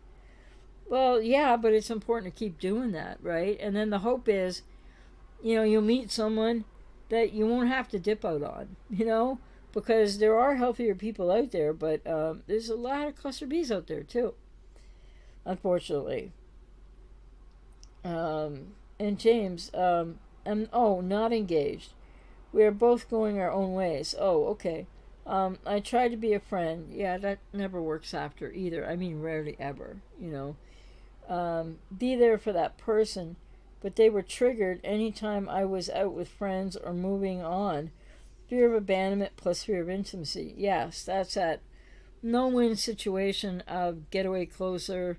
I hate you, don't leave me. And even in the friend capacity you were trying to be, yeah, they just, unfortunately, relationally, without a lot of therapy, aren't going to be able to handle that. So, and that's the other thing too, that when if I don't know if they said they wanted to be friends or you were just trying to stay friends, and so in that way, but it doesn't really work out well either.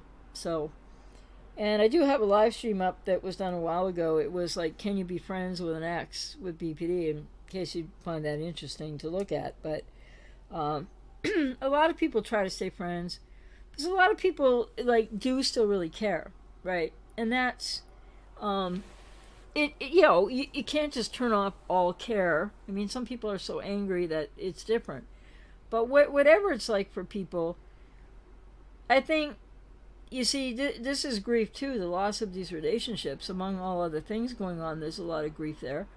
So it's really important that people realize that you're still going to care. You're going to have a lot of feelings, but you need to give yourself more time and space, and that's why friendships rarely work, and why friendships really will just impede your healing as well. So it's really recommended that people.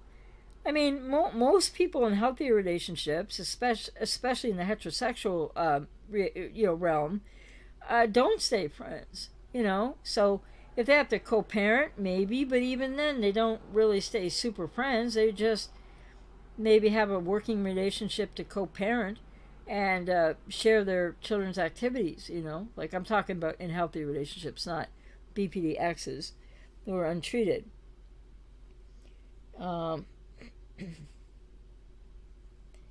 And humongous. By the way, I thought about changing the name, but I love the humongous guy too much. Oh, don't worry about it. I was just joking. It just sounds funny for me to be saying it, but trolls don't need any help. Don't worry about it. It's not an issue for me anyway. I was just joking around. Santiago. To James. Were they going to therapy or getting treatment? James, all she does is try to avoid pain, avoid the situations. Her motto is, quote, all I need is love, unquote. Yeah. And you know what's sad about that? That's what a lot of people with BP really think. Just love me more.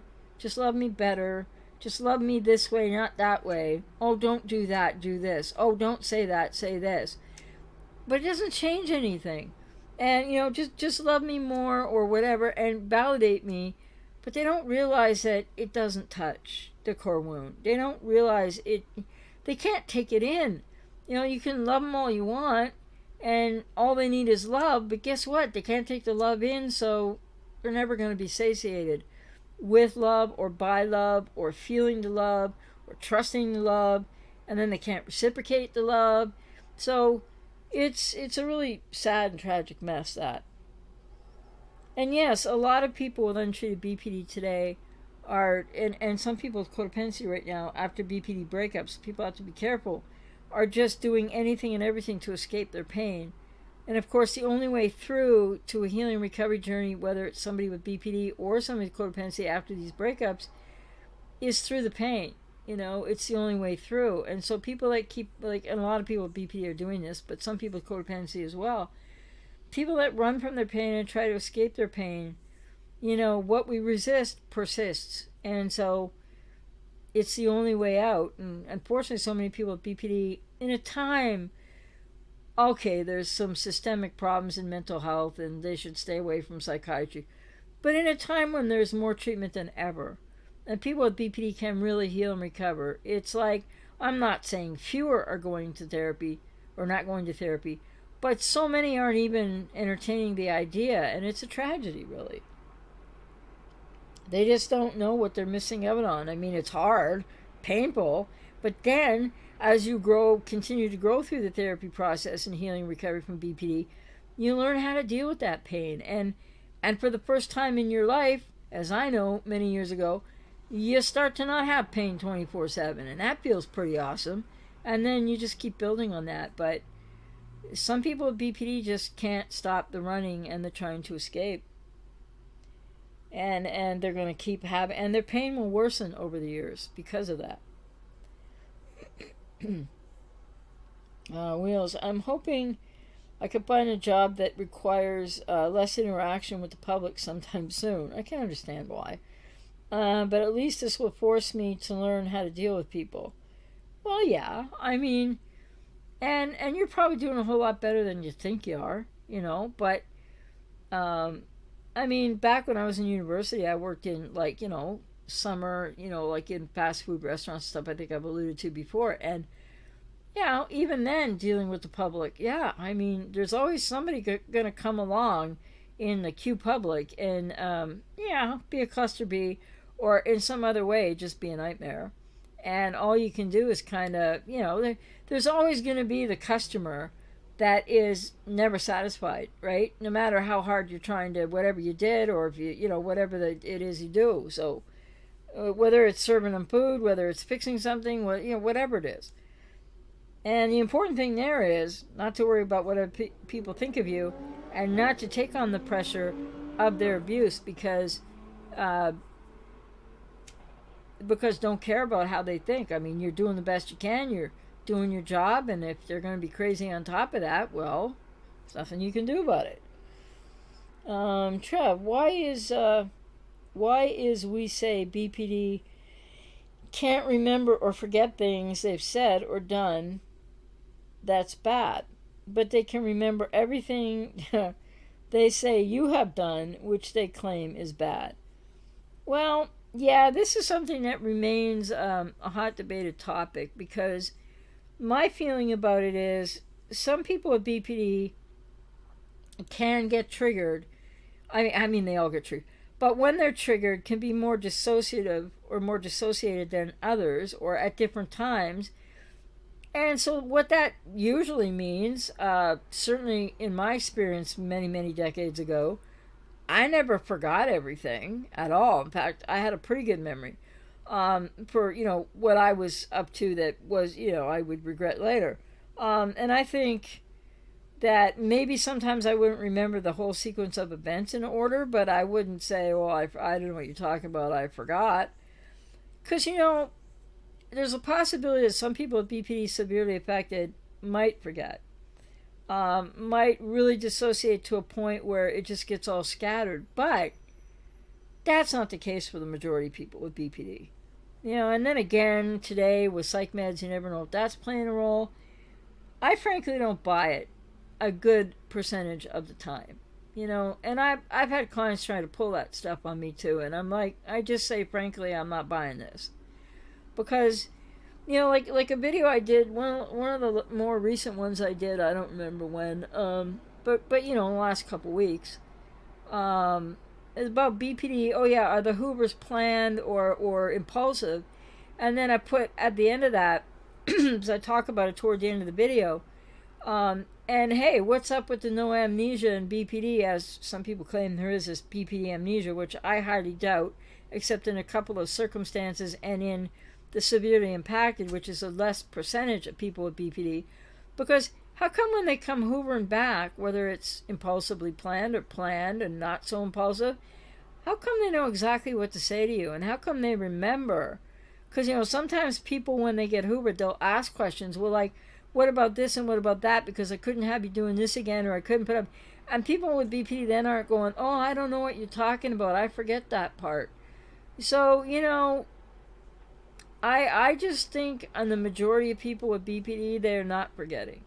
Could they be screwing up could some of it be screwed up with dissociation? Maybe.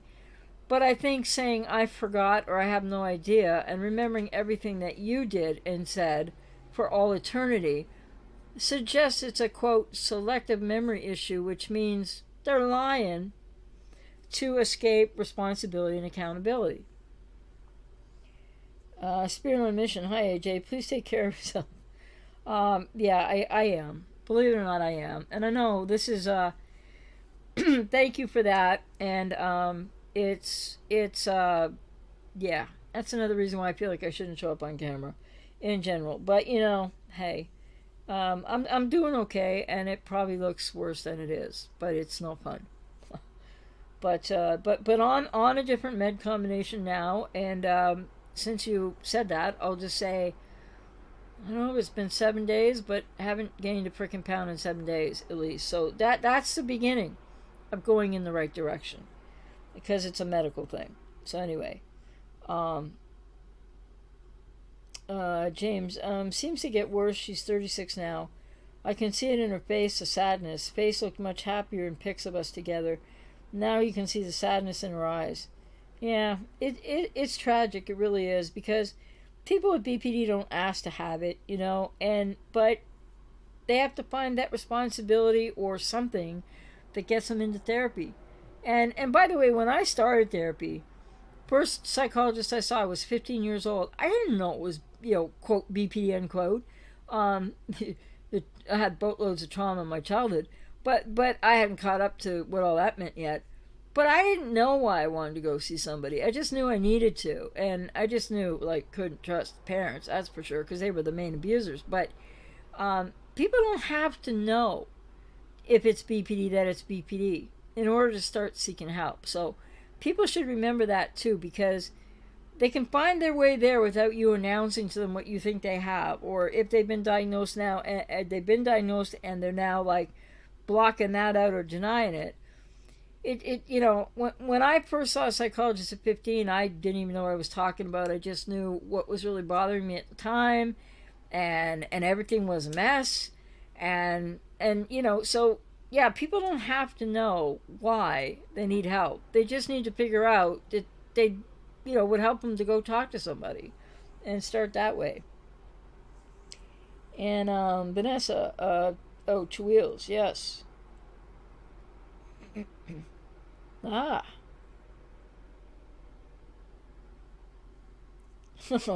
Your chill fuse has shortened. I'm sorry to hear that, but that happens to people as well.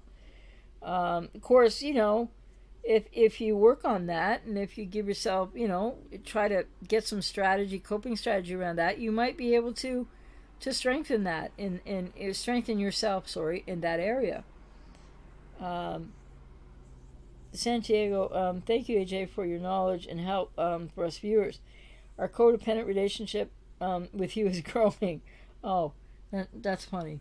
I hope not, but yeah, I mean, you're probably joking. Vanessa, laugh out loud to Santiago. I'm glad she, as a survivor, can share ways to point us to the way to survive. Vanessa, so glad, AJ. I know this is weird, but I've just been introduced to the whole crazy world of parasitic infestation and health issues. Having pets, we're likely to have them. Ah, okay. Sounds like it's a lot to deal with there. And someone I used to know. Yeah. There's a song by a really weird guy. I like his music, but it's weird, and then it goes, "You're just someone I used to know," or whatever. Remind me of that. You said, "I really appreciate the way you explain stuff about codependency. It has made me think about stuff that didn't come up in therapy for me." Well, I'm really glad that that's been helpful to you, because again, if I help only one person with it, terrific. And if I help more than that, fantastic. As I piss other people off, you know what I'm saying? So yeah, no, I'm really glad to hear that that was helpful. That's helpful for you. James, when she found out I was seeing someone and asked me if I was, quote, sleeping, unquote, with them, I said, "What does it matter? I never see you." She started bawling, crying. I said, "Why are you going? Why are you crying?" And she said, "It just hit me." Well, who knows? You know, I mean, it could have been that. It could have been something else. It could have been that she was hoping for recycling around and more chances and more chances, however that looks from the perspective of a person with untreated BPD. But yeah, I mean, she didn't have the stability to be friends, right? Um, yeah, I'll just call you Ace because I'm not sure how to pronounce that. What could it mean if someone really did have issues with just autobiographical aspects of memory, either specifically or in general? Okay, wait a minute. Uh, I don't know what you mean by with just autobiographical aspects of memory, specifically or in general. What could it mean? Um, well, often, and if you mean by just autobiographical aspects of memory, I'm wondering if you mean gaps or just times that you don't remember, like from a certain age or something, or the past in general. It's usually equated or correlated highly to trauma or something that was impactfully negative and hurtful in childhood. So, which doesn't mean it's any specific type of trauma, but that's usually the reason. Because, I mean, there's a point at which our memories really start, and we can go back. And for some people, it's sort of two, the end of two, three, four. For some people, but by the age of like four or so, if there's no recall of a certain age, it's generally, unless there's something else going on physically, if it's psychologically caused, it's about some kind of pain or trauma, usually. Vanessa, thank you. I do stay chill for the most part. I think emoting has been a good thing. Yeah, that's it. Yeah, Vanessa, you said AJ song by, yeah, I don't even know how to pronounce her name. But I think it's somebody I used to know, right? Or do they say someone? But it actually just came up in my playlist the other night. So, or the other morning when I had, 4 days off YouTube. I slept like a baby. Well, I'm not saying that's the only reason. But it helped. Um, and I noted that. So I was sleeping longer and woke up and was further down the playlist than usual, and that song was on. So that was just recent, so I remembered that. And yeah, it's good to stay chill because, there's a time to emote. And then there's a healthy adult way to learn how to emote, right? Versus over emoting or being emotionally dysregulated. And actually, I think I'm going to do a couple videos coming up. And I'm not sure from what perspective, but maybe talking about, the internal critic, the inner critic, or emotional intelligence and what that is in healing and recovery. And because people with codependency need to improve that as well. And,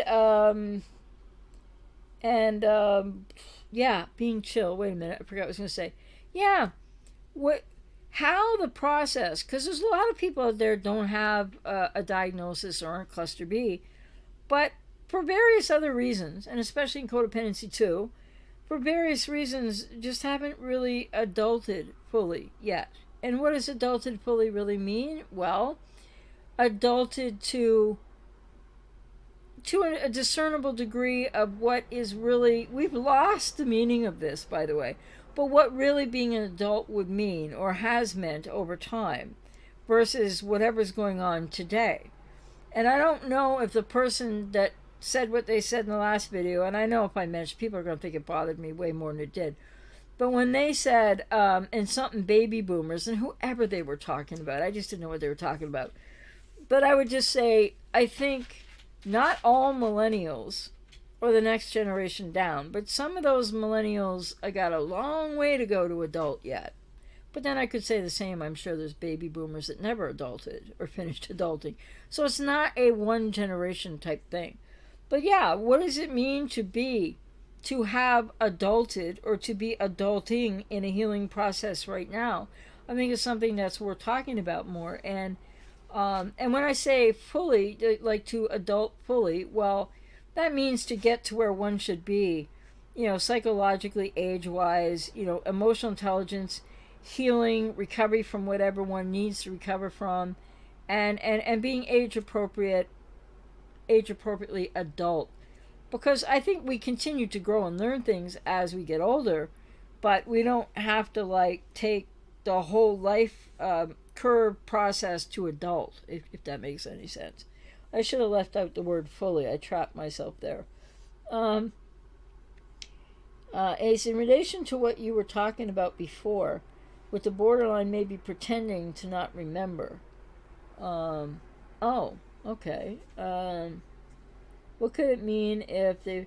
Well, okay, it depends if you're talking about their past with them, because due to trauma, they might not remember. They might have some repressed memories from different kinds of trauma. But if you're talking about a situation that happens in the here and now, or like happened recently or whenever, and then what they did right then and there, they go, I don't remember. It's not really an autobiographical issue as much as it's with more people with BPD than not.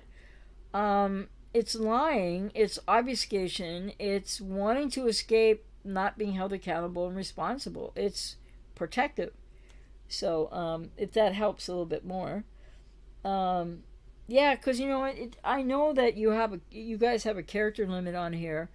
Same thing applies to comments. So if you can, some comments are too freaking long, right? But if you can put a little context with things, and I know here people can be limited with the character count, but it always helps, because I can get it wrong for sure without more context. And getting it wrong just means talking about one thing when somebody's really asking something else. Dylan, hey there. Anytime I confront my mother on emotional abuse in childhood, she just draws comparisons with other people's homes, says it only happened bad, the abuse, a few times, and said, I bought you everything. Oh, I'm sorry to hear that, Dylan, because that is, she's not taking any accountability. And, yeah, like, who wants to hear it, even if it was only a few times? It doesn't take 1,000 times to really impact somebody negatively, and for it to be abuse. So, yeah, she's minimizing and then draws comparisons with other people's homes. Yeah, that doesn't help. And so no responsibility taking there. And then said, I bought you everything.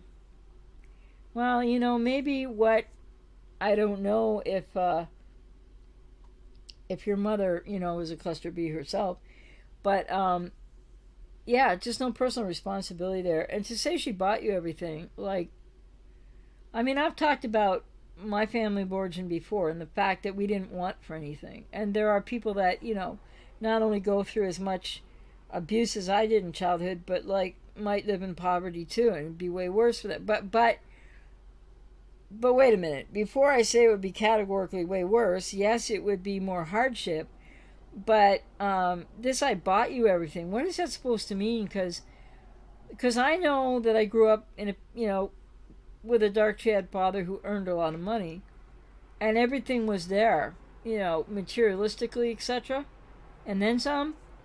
Didn't matter though, because, so I think I heard that line once in my past, but we gave you everything you wanted, or you whatever. It doesn't matter, because, I bought you everything, or look at all you had, or other kids have it worse than you. All those dumb lines, they're just, they're negating their responsibility, and they're not hearing you, and they're being really disrespectful, and I would say adding to the abuse, just by that very kind of minimizing, ridiculous response. So I'm sorry to hear that that's what you heard, because it doesn't mean anything. And James, is there anything specific that can break it back and forth? When I would go to move on, this person seemed to grab me closer, but I could never get her to move forward from where we left off. Yeah, that's pretty common. And is there anything specific that can break it back and forth? Um, when you need to break it back and forth, the relationship needs to end. So you have to break up, because that back and forth issue with people with BPD, that approach avoidance conflict, that I hate you, don't leave me, and all that stuff, they need years of therapy to get through that. So you can't break the back and forth in any way trying to keep the relationship going, if that makes sense. Because a person with BPD would just repeat that behavior over and over and over, push you away or ghost you, hoover you, want you back. You start to try to move on, then they really want you back. So really, it has to be a relationship breakup, to tell you the truth. Um, and Vanessa, exactly. Some of us who are codependent like to be liked. Sometimes don't speak up. Be assertive. Yeah, well, that's something that a lot of people with codependency have to, like, get into therapy, get into healing recovery process, and really learn how to do. I mean, I was one of those people too. Probably hard to, I don't know what people think or how you experience me here, but there was a time in my life for a long time, like 30 plus years ago. I didn't have a voice, but when I found the sucker, yes, quite willing to use it now. No worries, no problem. And that's what everybody should be aiming for. You want to be empowered. You want to heal whatever you need to heal, improve whatever it is, maybe like you've done some healing work on, but you still need more strategy, or people with codependency need to work on boundaries more, need to work on assertion more, even when you're really far down the road and getting better from codependency. And the key thing there that holds so many people back, like with codependency, it's not that you don't learn assertion if you're in therapy, or it's not that you don't learn to take better care of yourself, to put yourself first to the degree where that's healthy, but it's that. But what are people going to think? And that feeling of like, I'm going to feel guilty if somebody doesn't, and thinking people have to like you, because that's a very codependent thing too. It's like, I remember when a therapist said this to me, and I was far along in BPD recovery. It was really about codependency. She, therapist said to me one time, it seems to me that you think if somebody meaning me, talking to me, she said, it seems to me like you think if somebody likes you that you have to like them back. And they were perfectly right. That's exactly where I was at. Like, how could I not like somebody because I had so many struggles in my life, and back to childhood trauma? Yeah. And so that's something people with codependency have to learn too.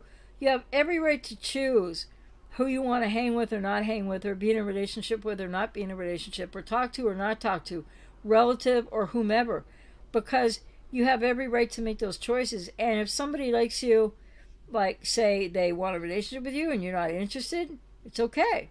You don't have to feel bad for them. I mean, I've had that happen in my past, and I've had to talk to people, and I try to be, you just try to be really kind and honest, and then how they feel is how they feel, and what they do with it is what they do with it. So the really big piece that hangs long for people with codependency, even when you're working through other things, and that's horrible for people that haven't started the journey at all yet in recovery, is just worrying about what other people think.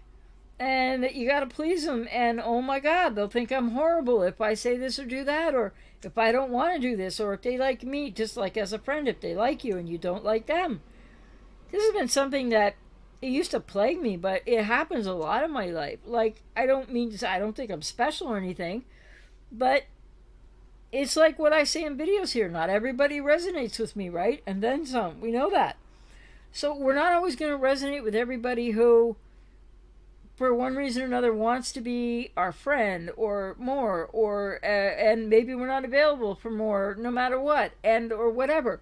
But so it's really important to know what you want, how you feel, what you think, and then keep building towards that empowerment of what other people think is none of your business. And it takes work. I mean, I didn't get there overnight, but it's a lovely place to live. It's an empowered place to be.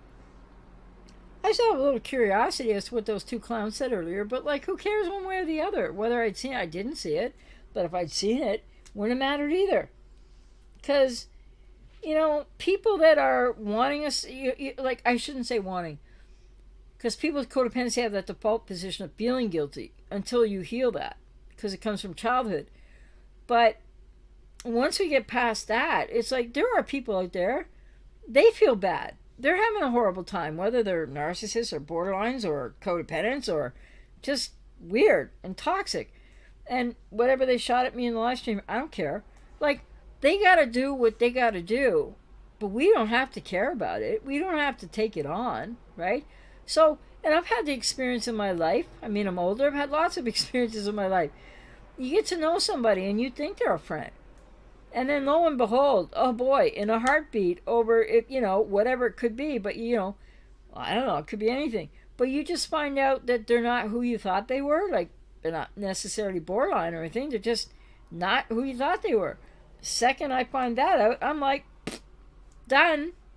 See ya. It was nice. I mean, I don't say it like that. Sometimes I don't communicate it at all. But if there's a way I feel like there is something I could communicate that they could maybe hear, but whether they hear it or not. See, I just need to take care of myself, and everyone does, right? You take care of yourself in these instances of, if somebody's like a friend and then you realize, well, no, they're really not because they did this or they're betraying or you found out this or that, then you don't owe any explanation when you decide to move on because you're taking care of yourself. They're responsible. This is the thing about codependency, right?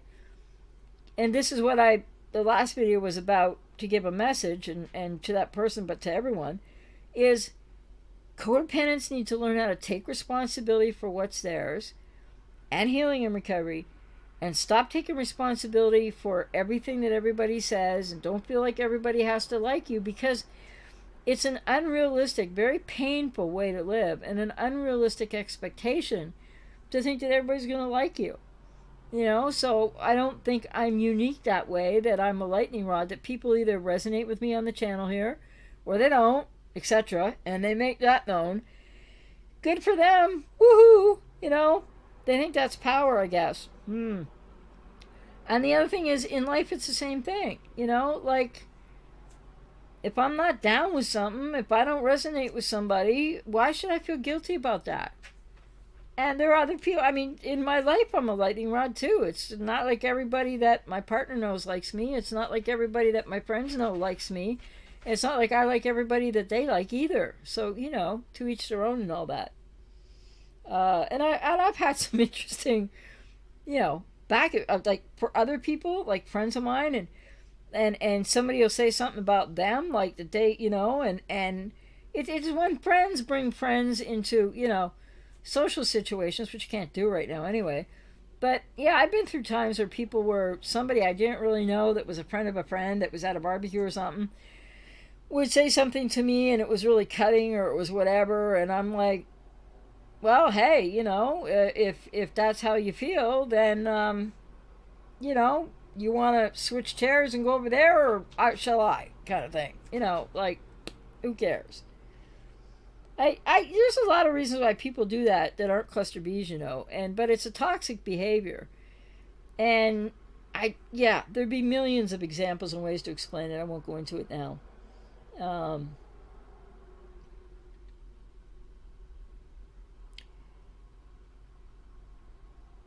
Just a second, I think I lost my place. Which is a little bit like silly. Wheels, I think I'm just used to crazy. I've never been surrounded by crazy. I've never not been surrounded by crazy. Maybe I'm not as chill as I am desensitized to it all. Well, it's about coping mechanism too. But it could be a little bit of a freeze response still. You might want to explore that for yourself. Or are you chill or are you kind of freezing? Like, do you freeze? Be important to know the difference there. Dylan did nothing wrong. When they say I can't move past it, then say I was bad since day one. Yeah, well, and I'm sorry because I heard that too from my quote parents unquote. Yeah, just try not to take that on. Right, it's really important because your mother is doesn't sound like those conversations are worth having much anymore. But that's up to you because it just sounds like it's just more circular, abusive, and nobody, not even a born psychopath, is bad from day one. I mean, they get bad later. But the thing is, yeah, for a parent to say that to a child is that, they're not taking any personal responsibility. Humongous. Would you say that if someone constantly compares you to others is a narcissistic trait? It could be, but it doesn't have to be. It could be that they just really feel, pretty insecure about themselves and then can't even speak up to that. And so they, compare you to someone else. But I think anybody who's into comparative narratives like that just isn't really general. They haven't adulted and they're not very emotionally healthy. So, it could be somebody with narcissistic traits, but it doesn't have to mean that. Either way, it would be a red flag for me called, why am I talking to you again? If somebody was always, doing some comparison with me with others, I'd be like, I'd find that pretty boring in a hurry. Whether I was winning or losing the comparisons, actually. It's just not emotionally mature. And it could be worse, but at the very least, it's not emotionally mature. Dylan, she once broke every ornament in the living room off the ground in front of me, screaming as a child. Her justification was, quote, I was getting sick of those ornaments anyways, unquote. Yeah, well, how borderline is she? Because there you go. Like, seriously. Just denying what she just did. So she's not going to come clean for what she did to you. She can't even come clean about what she did to the ornaments for whatever reason she did. But it wasn't because she was getting sick of them anyway, right? Wow. James, the first time we were in a back and forth, one day she just snapped out of it, literally jumped on me like there was a wall. Jumped on me like there was a wall that was just, kicked out, and boom, all these emotions to me. Well, yeah, and that's confusing, and if it was the first time, it depends how you handle that because you don't know what's happening, maybe. But it is the borderline, all good or all bad, all black or all white, right? Vanessa said, amen, healthy empowerment. Yeah, there's nothing like it. I highly recommend it. It's great. Especially when you're on YouTube and little freaky fools come along and say stupid stuff. And it's like, man, I lost my blue pill a long time ago and I haven't been in a sandbox for years. So I really don't know what to do with that. Hey there, Alicia. Thank you for that. And Trev, I think I may be codependent. However, I put up with a lot, but I do always have a breaking point. Do you think everyone who's codependent has a breaking point, or will they stay codependent? Well, having a breaking point doesn't mean that codependency goes away. So a person with codependency, I think most people with codependency have breaking points of sorts at times where some people might get passive aggressive because they're angry, but maybe they don't know how to express that, worried about feeling guilty, holding other people's feelings. But having a breaking point doesn't mean the codependency goes away. It might mean more awareness. It might mean that you realize you've had enough of something, but it doesn't mean you're totally uncodependent, if that makes sense. But it could be a really helpful insight, a point of insight that you could start to create change for yourself with, or maybe you did. Alicia, yes, I didn't even know how much I concerned myself with being liked or understood until the past year. Oh, yeah, and the understood thing. Oh, my God, yeah. I mean, on the obvious here, I had to do those 2 videos that I did for a reason, okay? And it's much more than what most people think is the reason I did that one video, the packs on my weight kind of thing. Because I don't feel like I need to be understood about that at all. But there was another reason. And any YouTuber would probably understand that reason. So, but yeah, that's another biggie, right? Whether you're liked or not, but being understood. I'm glad you mentioned that, because that's huge for people with codependency who've been in a relationship with a BPD or an NPD, or have a BPD or NPD parent or parents, because they're not going to understand. They can't understand unless until they go and get a lot of treatment therapy and understand themselves first, and even then. So, yeah, I mean, call me weird, but if I'm misunderstood, I mean, I care about my information here, and I don't want to be misunderstood in that regard, and I would clarify if somebody asked me. But as for who I am and what I do and how I live my life and why am I so fat or any of that shit, I don't need to be understood. It doesn't matter to me. Couldn't care less.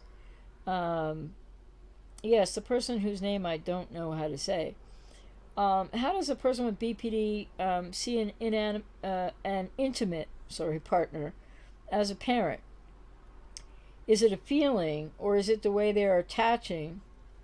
People with untreated BPD don't attach. Just a reminder. So it's not that to the person. So it becomes an expectation that they want to be parented. Very strange topic. Actually, in BPD, it's very core central. So it might be sounding strange to you, but it's not strange for those of us that understand BPD inside out, etc. So it's they would experience. It's not really a feeling. It's not really accurate to say it's a feeling. It's probably an expectation of sorts, but untreated people with BPD are not aware of it consciously at all. So it's like part of that repetition compulsion cycle that's unconscious, that has a lot to do with their lost self looking to be reparented and in object other relations, but they're not aware of it. So it's not a feeling, it's not just a trigger, it's more pervasive than that, and it's more unconscious than that. I hope that helps, because it's the only way I can think of to answer it right now, because it isn't about a feeling, and it isn't anything they do on purpose, and it's not about attaching, because they're not attaching. And what was the other thing you said? Well, yeah, there can be some expectation, but even then, where the expectation comes from is still part of their unconscious repetition compulsion cycles, which are based on what that means is reenactment of trauma. So when triggered, re-experiencing something traumatic that they dissociate with the experience in the here and now, and then think you're doing it to them, and then they externalize it onto you, and then, you know, and that's one way that they can see you as, well, when I say see, but they experience you, unknowing to them, as, quote, the bad parent, bad object other parent representation. So it's more like they're experiencing it unconsciously. Wheels, quote, you don't get beat, don't act like some abused kid, unquote. Quote, you only get smacked in the mouth when you deserve it, unquote. Yeah, your narky psycho mother there's favorite phrases while physically and emotionally tormenting me. Oh, I'm sorry to hear that. Those are, yeah, I've heard that before too. And to all my, just to add in, to all the, you know, my father was a dark Chad, what can I say? To all the physical abuse and everything too, and this, you know, I won't go into the whole story, but the physical abuse gets really bad and obvious and starts kind of after the sexual abuse stops, but I had repressed one, but, so I'm like 12 or 13 when all this physical abuse starts, maybe 11, 12, somewhere in there, when you retain memories, right? You get what I'm saying? And, it was, you know, so when I finally asked a question, or a few times I might have said, like, what are you doing this, or how dare you, or whatever I was mouthing off about, that wouldn't stop him, of course. He just would tell me to shut up and whatever. And then when I asked him some years later, he said I was just trying to knock some sense into you. Like, as if that makes any sense. Because I was the one who had the sense. Was he trying to knock the sense out of me so he could have some? Nonsensical things they say. They're absolutely ridiculous what they say. Alicia, lately I let go of wanting a relationship with my childhood friend of 30 years. I have wants and needs too. I didn't even know I should make that a priority. Well, I'm glad you know that now. And he said whether or not people like me fluctuates and totally out of my hands. Right on. And if it's fluctuating, you know what I'm saying? Fluctuating, it kind of goes in the category of, that's like, for me, I would say, fluctuating is like, go figure it out. And I wouldn't care at that point. Because either, if somebody does like you or they are a friend, they shouldn't be fluctuating about it. Or when it's your parent, they're fluctuating, trying to figure out, do I care at all? And you said, yet I made that my job in every relationship. Waste of my time. Not that relationships are about. It's not what they're about to you now, I think is what you meant there. Okay. Drew, as a recovering codependent, I concur, AJ. I call it a, quote, responsibility attack, unquote, when I recognize myself feeling responsible for others' feelings.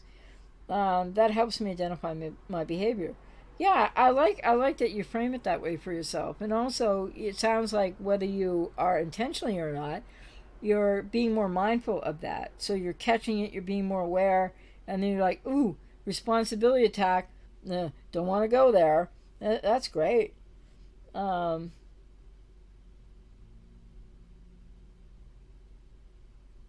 I'm sorry to hear that about the phone and wheels. Dylan, it can be conflicting for me since my mother always accepted me for who I was. Really? You think? Okay, maybe in some way. And would try to be there for me always, but also causes me a lot of pain.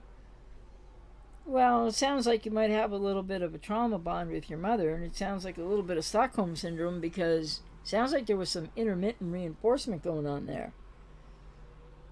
So, people that really love you healthily, in a healthy way, won't cause you that kind of pain. Like, we're not talking about somebody said something like, oh, whoops, that was insensitive of me, I'm sorry. We're not talking about that level of pain, right? Someone I used to know, I love that. That's such a great name for probably the reason you're using it. When you talk about codependency and guilt, I don't feel like I feel guilt very much. Is that unusual for codependents? No, not necessarily, because not all codependents are the same. So some people can feel instantly guilt riddled by something, which it's toxic guilt, and it depends what happened in childhood. So other people with codependency might have a different feeling or experience something else and not feel guilty. So no, it's different for people with codependency. James, the second back and forth, there was a lot more shame involved. She felt terrible shame about moving her son's things out of our house. She would say, quote, my son hates you, unquote. Couldn't have had the hard combo to resolve. Yeah, I'm really sorry to hear that. And the back and the forth. I mean, people with BPD untreated can't ever resolve it. And I'm sorry to hear there were children involved in that too. Very, very not healthy for them. Not healthy for anybody. Trev, I really can't decide if my not letting go fully means I'm caring or codependent.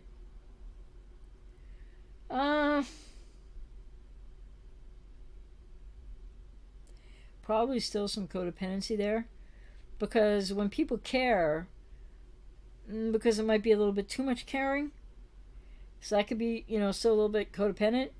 And because if people care after, when people let go, letting go is a process, and when people have let go, the care, you can still care about somebody or wish them the best, but it's not the same.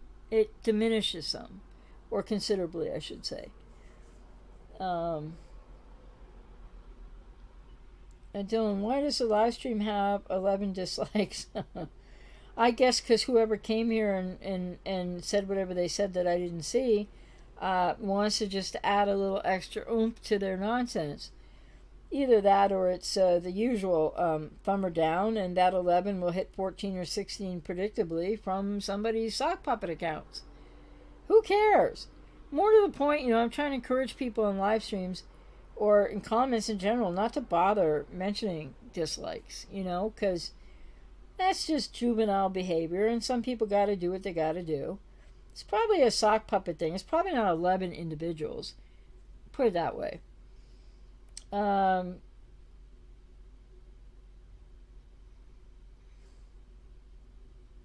I'm sorry to hear you went through that, Wheels, with the phone and a tracking app. James, so when you hit a trigger, you are looked at as that bad parent, even though they are okay with their parents now. Oh yeah, because they're really not okay with their parents now. But they're trying to be okay with their parents now. Because they can't really be genuinely okay with their parents unless they go and do the healing recovery work. But they're often the neediness in BPD. They'll stay enmeshed with wounding parents and not healthy, and then they'll call it "we're okay," unquote. But no, like until those issues are resolved in therapy, they're always going to still be inside the person with BPD, no matter what the relationship is like or seems like on the outside with their parents. James. Yes, the wound is unconscious. I'm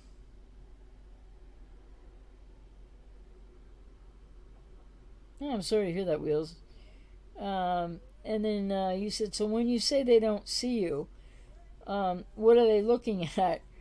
Is it because they are caught up in their own crap? They don't care about your needs. When I say they don't see you, what I mean is they're literally looking at you, right? They see you that way. But the verbiage and the yelling or the silent treatment or whatever's about to happen that's going to be all your fault because you did it to them has nothing to do with you. So in that way, when they're not seeing you, they're seeing you in front of them, but they're in triggered emotional dysregulation and some modicum, at least, of dissociation. And so in that way, they're experiencing you as a wounding parent. So they're not, quote, really seeing you in that sense, but I don't mean literally with their eyeballs, right? Hope that helps. But they can't make any, because everything that happens inside of them, they externalize out to you. Yeah, they know it's you standing there, but they don't know what they're actually really doing, like who it belongs to, and how they've just impacted you and what they've just done to you, and how that's abusive. They're not conscious of any of that, which doesn't make it okay. And Dylan, quote, no one will ever love you like I do, unquote. Quote, look how good I'm a mother I am to, unquote. I don't know if you believed those at the time. I mean, but like, no one will ever love you like I do. Not healthy, and nor is the other statement healthy either, because healthy, good mothers don't have to say that, because their kids or adult kids know that, and it's not in question. Sounds like a very defensive statement your mother made there, the second one. And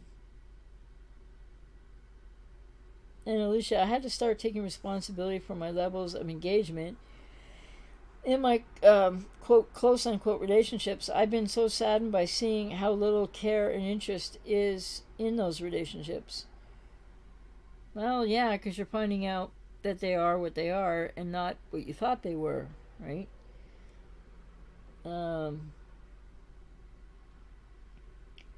Alicia, my sister was the one I didn't want to see for what it was, and wait a minute. Didn't want to see for what it is and isn't. There's a lot of growing and grieving in the recovery of codependency. Yeah, very true. John, how can you tell the difference between an enmeshed family versus a close, healthy family? Well, a close, healthy family won't have a borderline in it. I mean, more often than not, right? Because there's the 13%, it's a little bit different. But that's one way. And also, like there's so many differences I'm aware of, but how would you be able to tell is what I'm thinking about. Tell the difference between an enmeshed family versus a close, healthy family. Um, to tell the actual difference, well, I mean, like healthier families that are more functional, which doesn't mean they're perfect. There's just an openness, there's an ease, there's if there is conflict, there's usually people discussing it, there's people checking in with their feelings. There'll be mutuality and reciprocity that you can see between family members. And in an enmeshed family, the don't talk rule, the don't feel, everything's going to be kind of buttoned down just to look proper. So I don't know if that would help somebody to actually tell if they were observing a few people in the family or not. But the enmeshed family, the dysfunctional family, there's collusion, coercion, keep up the image, doesn't even have to be narcissistic parents. Keep up the image, don't air dirty laundry. So basically they collude with whatever's dysfunctional and going wrong and or abuse in the family, and they just make it look good to the world. I mean, and so that's enmeshment because it's also collusion, and you can't have collusion without enmeshment and vice versa. And even in a codependent dysfunctional family, if you didn't have a cluster B and was a codependent dysfunctional family, or say one parent was an alcoholic or had been, that kind of still the codependency in that realm, there's still going to be collusion and enmeshment. So you're looking for open, honest relating, that in a healthy family dynamic would probably be more positive than not, but could also include healthy conflict or people checking in or what do you mean by that or hey, what about this? But yeah, and I think sometimes when people make it all look good in an enmeshed dysfunctional family, to whatever degree that family is actually dysfunctional, there's something rigid and something that people usually just sense is off about that. And when you're around a family that's more functional, more healthy, you can just kind of tell that it's flowing, and it's not like in any way, shape, or form, because because maybe like you're at a friend's and they have a family like that. Nothing is being done differently because you're there. Whereas with an enmeshed dysfunctional family, there's probably like a sense someone would get if they pay attention, a gut instinct that, wow, there's something about, just like you can feel like they're tense or there's something off about that everything seems so hunky-dory fine because they're hiding a lot.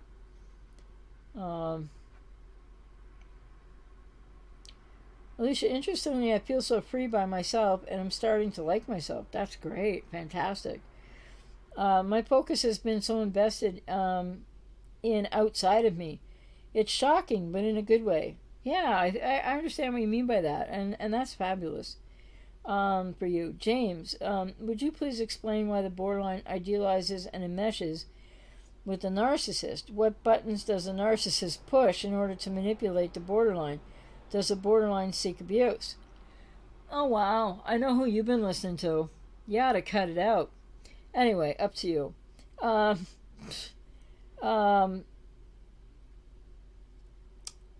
Borderlines don't naturally idealize or enmesh with narcissists more than the average person that they're going to enmesh, seek identity through, and try to get into a trauma bond with, unbeknownst to them and unbeknownst to the other person. And the other thing is, so is there some kind of pull between borderlines and narcissists? Well, it takes a lot of delineating, parsing, and explaining that to make it accurate. But if there is, it's likely predominantly because the person with BPD had a narcissistic parent. So it's trauma reenactment, it's a trauma bond, it's repetition compulsion again. So it's unconscious. It's not they're seeking out because the person is a narcissist or anything like that. And what buttons does a narcissist push in order to manipulate the borderline? And no, borderlines don't seek abuse consciously. Again, if they're drawn to a narcissist or another cluster B of any sort, it's likely that they're experiencing the parent, wounding parent, and so it's repetition compulsion, and it's not conscious on their part. So they may indeed get into a relationship with a narcissist wherein they will re-experience in the here and now. I mean, they will be re-traumatized in the here and now, on top of the abuse that they're carrying, that they've already been through in their childhood. So, but they're not seeking consciously to be abused. But abuse might be the only way that they understand being related to, if that makes sense. But there's a difference there. And the other part was, what buttons does a narcissist push in order to manipulate the borderline? Well, it's hard to say exactly where the buttons, But I wonder if you're asking because somebody out there gives people the idea that people with codependency are narcissists too, or anyway, or if you act more like a narcissist, you could keep the borderline and all this kind of nonsense. So I don't know if you're coming from that place at all, but first of all, people with narcissistic personality are not all the same. They don't all have the same severity of it. Their manipulation can be as unconscious as a lot of borderline manipulation. Their manipulation can be as conscious as some people with BPDs in some sphere of manipulation is conscious as well. The buttons that they push are usually the same buttons, and the same triggers that people would be triggered by anybody else. So, and the dynamic, I mean, it is clinically known as the worst relationship combination possible on Earth. So if anybody tries to say that works better, it doesn't. It's a more formidable trauma bond. It is a way unhealthier, quote, relationship, unquote. And the other thing I like to say on this is, and people with BPD do not annihilate the narcissist, okay? Unless it's well, they don't. They just don't. The only way that could happen would be an acting out, very rageful borderline with a fragile, covert, fragile, vulnerable narcissist type. But even then, the narcissist is still going to give as good as they get, because I know that there's this myth out there from somebody that says that somehow the borderline is going to defeat the narcissist, and it's BS. It's somebody projecting, actually.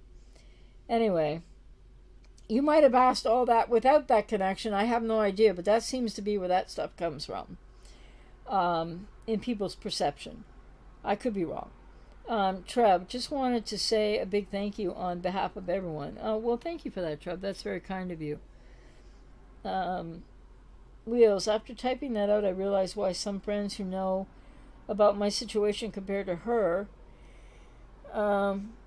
compared her to a prison warden. I've been justifying crazy by telling myself, quote, well, she didn't outright stop me from getting this job, and she didn't outright stop me from getting my license, so my situation must not be that bad, unquote. Don't ever minimize, Wheels.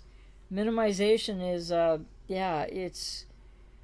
it will disempower your growing awareness and your empowerment, your growing empowerment.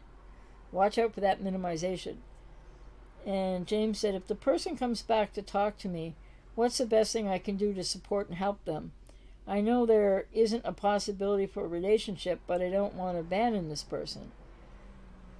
Well, when you might have codependency still, James, or I'm not sure, but when people leave people with BPD, it's not abandonment.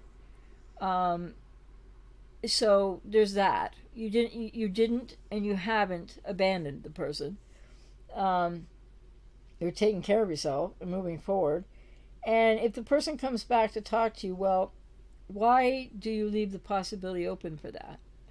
So again, no contact would be a good idea. Full no contact. And if it's a matter of you might meet them somewhere, or they could show up at your house, or you might go to the store and they could be there, and they start talking to you, the best thing you can do really to support and help them is keep on walking and don't acknowledge them. Why?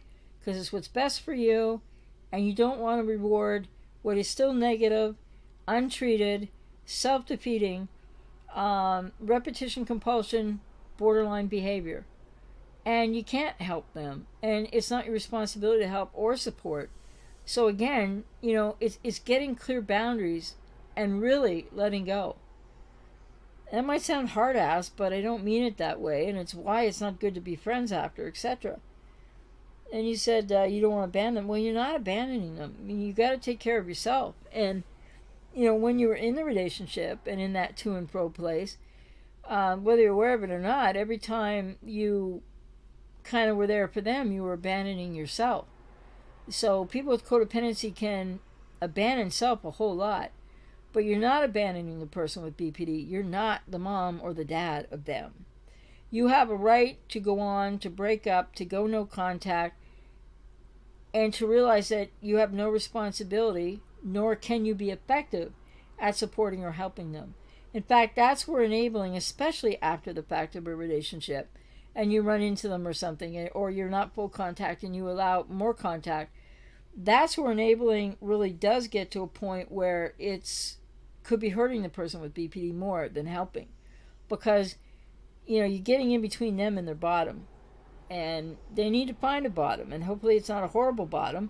Some of them need to go through many bottoms, but they need to be on their own. Of course, then they just go to the next person.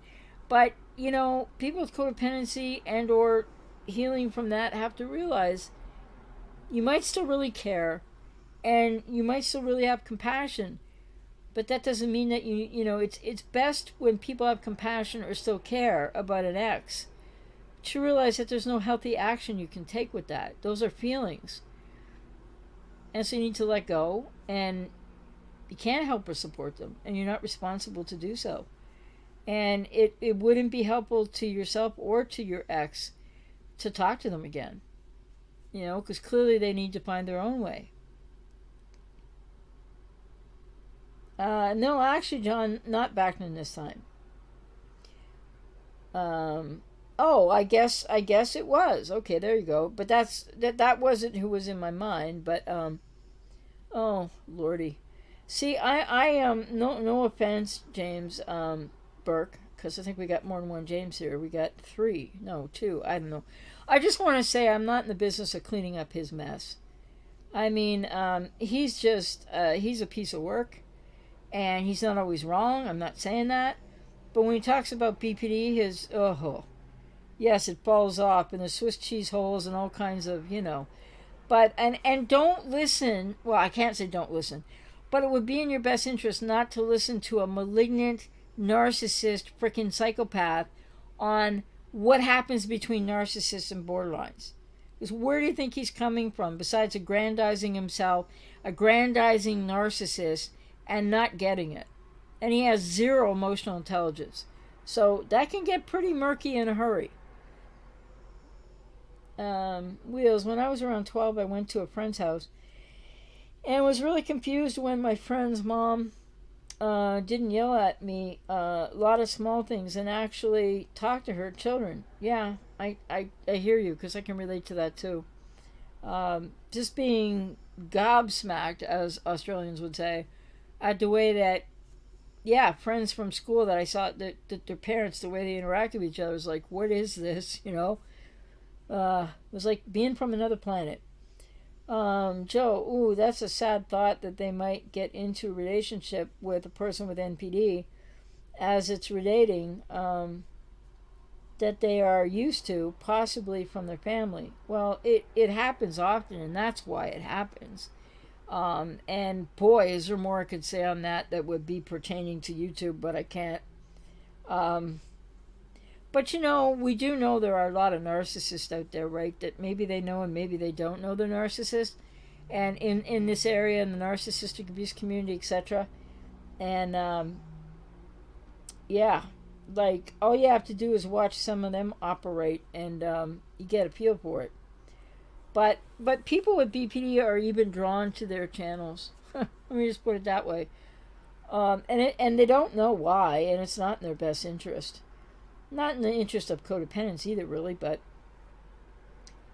hey, I don't know. Like people watch whoever they want, and maybe there's something to be gained even when the information is a little bit nutty, or a little bit like incorrect, or really just abysmal. I don't know. Because, like I said, I'm not watching anymore. I watch the odd, back in one, but like only if it's really germane to something I'm trying to figure out, and then it's not like he's the last word. And if I'm, what I'm trying to figure out. Um, and James said, seems like at one time this person liked me calling them, boosting their ego, looking for them. Why did she need this ego boost? How should I look at this? Well, if it was a person with BPD, which it could well have been, it's about their neediness, and them needing to be seen and being validated, and boosted their ego, looking for them. Why did she need this ego boost? Well, probably because if it's a person with BPD, because they have a fragmented ego, so they're feeling pretty bad about themselves, even though they can act differently, and yeah, a lot of people with untreated BPD, like they're never happy, they're really unhappy, and they don't feel good about themselves, and they devalue themselves and everyone else. That lack of self, actually. So they definitely would be in need of validation, which would be like an ego boost, or any kind of attention is an ego boost, because they're in a really low, non-healthily functioning ego state, I guess we could say, or I could put it that way, if I could put it that way. If it's distorted reality, is it fair to say they're hallucinating? No, it's not fair to say that at all. And fair is not a helpful word, but it's not accurate. So if they have distorted reality, I mean, a cognitive distortion does not for a hallucination make, right? So no, not the same at all. Call you Pino. Okay. Thank you for that. John, my BPDX inflicted a serious narc injury on my NPD grandmother by giving her the silent treatment the first time they met. We were staying with my grandmother. My grandmother never got over it. Well, and that's something that, yeah, I mean, that can happen, especially with the quiet borderline and your average narcissist, that the silent treatment, because, I mean, narcissists can't, yeah, they get narc wounded by that. But that's, so, yeah, I mean, I'm not saying people with BPD can't injure, narc injure a narcissist, but the idea that they're going to devour and destroy them in a relationship, and I think more that thought was coming from a framework of significant other relationships, but yeah, I mean, narcissists, I mean, they're not all the same, but most of them can't handle silence at all. I mean, I don't want to get into it, but there's other areas and genre topic areas close to this that talk about borderlines and narcissists in different ways, empathic, etc. narratives, where they say the quickest way to get the narcissist back, because they're so invested in this, is like to give them no attention, to just silent treatment, or be quiet, or don't be there, walk away, no reaction, all of those things. But that's not a specific thing that a borderline is going to have so much power to wield over a narcissist, because if a narcissist decides to punish back, the borderline will end up being hurt more than the narc was. But then again, it's hard to measure between the two of them if they keep, especially in a relationship, significant other relationship, or child to a parent, or adult child to parent. Well, yeah. Except for there came a point in my life, anyways, in my experience with my narcissistic comorbid, my narcissistic parents with their comorbidities, where I was definitely getting the better of them, and they weren't hurting me anymore at all. But that was just truth. That was just truth telling, and they got narc injured. Not my problem. Um, Joe, keep on walking. The plain facts. Very true. Very true. And if only, like myself as a YouTuber or when I'm working with clients, if only I could say that and that would be the thing, you know, but people have to get there. It's a journey to get there. Dylan, I know my BPD is mostly due to my parents. I find it hard to move forward with them if they constantly change the story of how they behave. Well, the other thing too, Dylan, yeah, I hear you, and it's totally understandable, but you can't. Your best bet is probably to, give them less importance right now, and maybe even spend less time around them as you're working on your own recovery, because you can't let them hold you up in any way, shape, or form, and they're not going to take responsibility for their behavior, from what you've been saying. Um,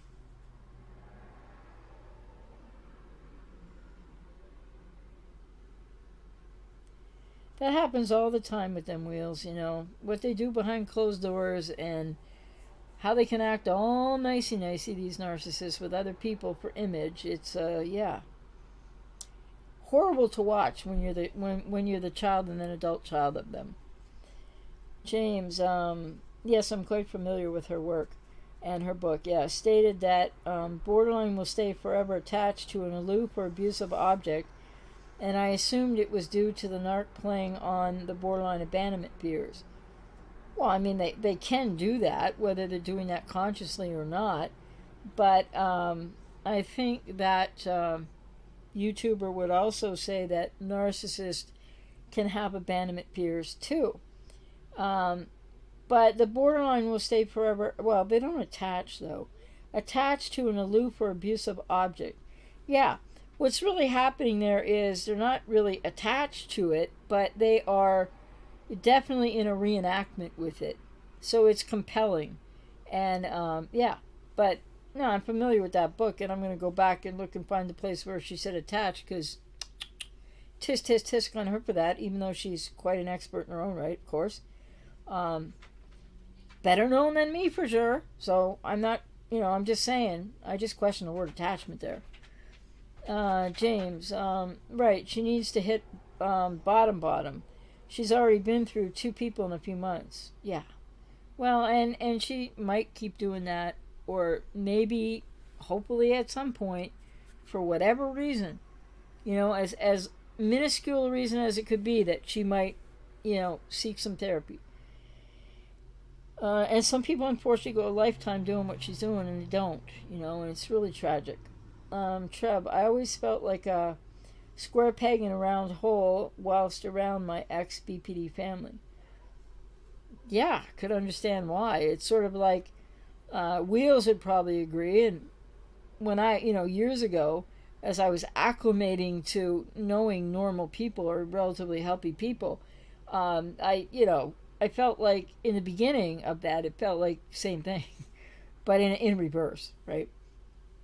And now I have a partner who has a huge family, and a part of that family, and hey, it's cool. It's like it's great. It's like, but maybe like 25, 30, 25 years ago or so, I would have been like really like felt like the round whatever being forced into the square whatever. Yeah. So it just I hear you.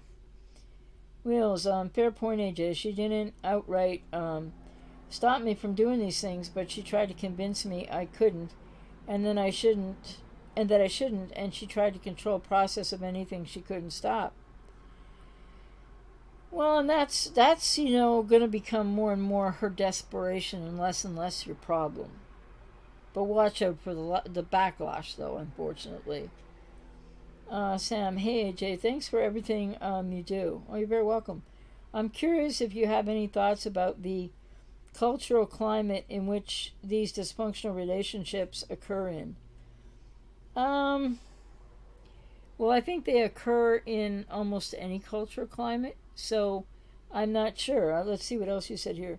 You said I'm mostly talking about the 30 to 40 age group, where we've seen a significant increase in the number of, quote, not by choice, unquote, single people. I wonder if there is something in the social currents that acts upon or extenuates narcissism and BPD, perhaps related to gender or family or general solidarity. Um, Let me see. So how are we using the word cultural? No, we're not using it in terms of ethnicity, country of origin. So it seems like you're talking about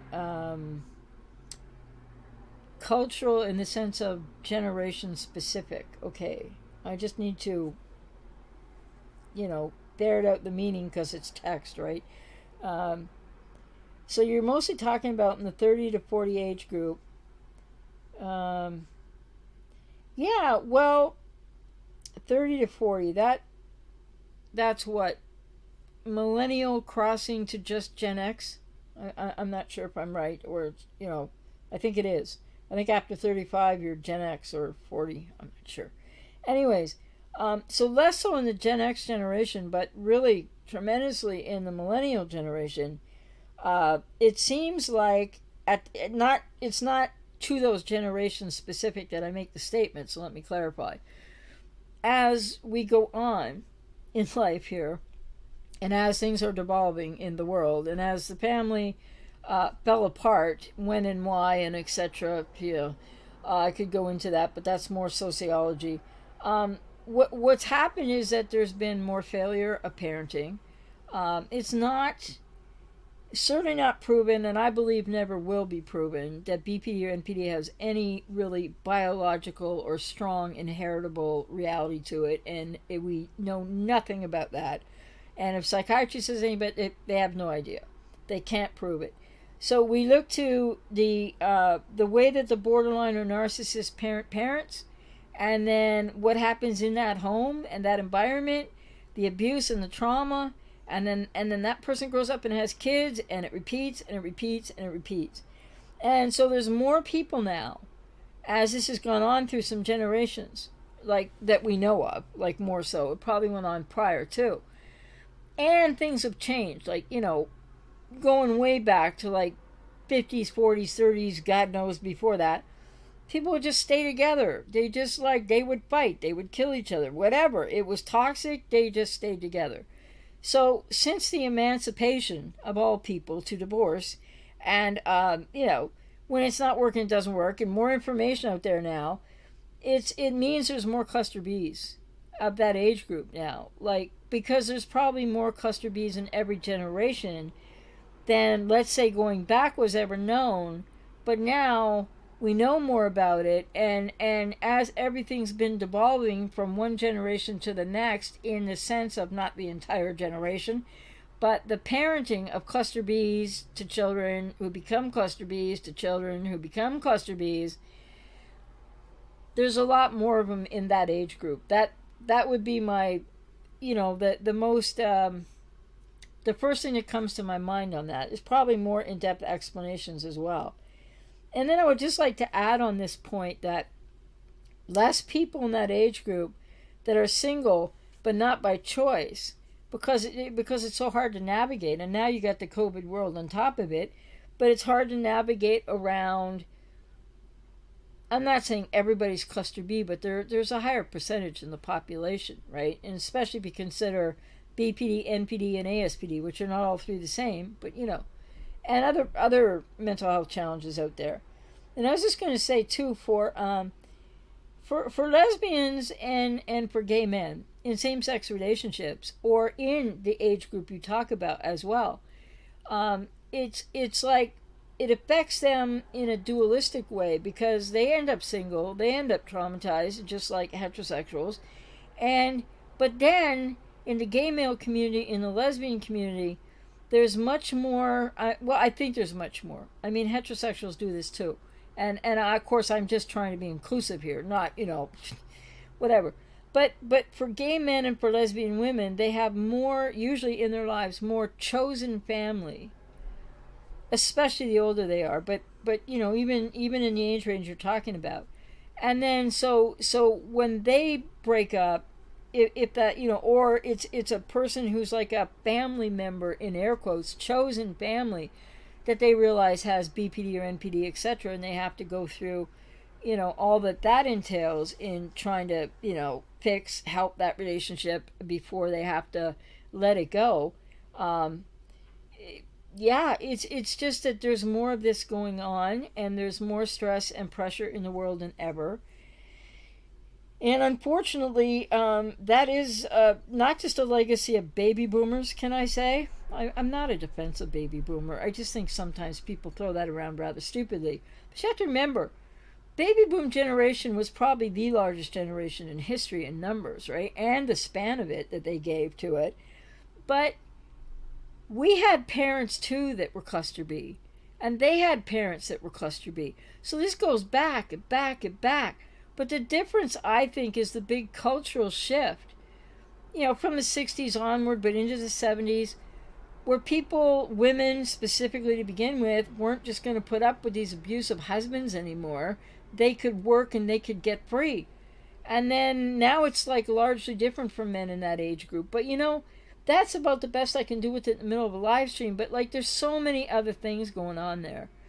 But younger generations are struggling with the same thing, maybe higher percentage, of cluster Bs that all generations before have struggled with, and maybe like my generation being a late stage boomer.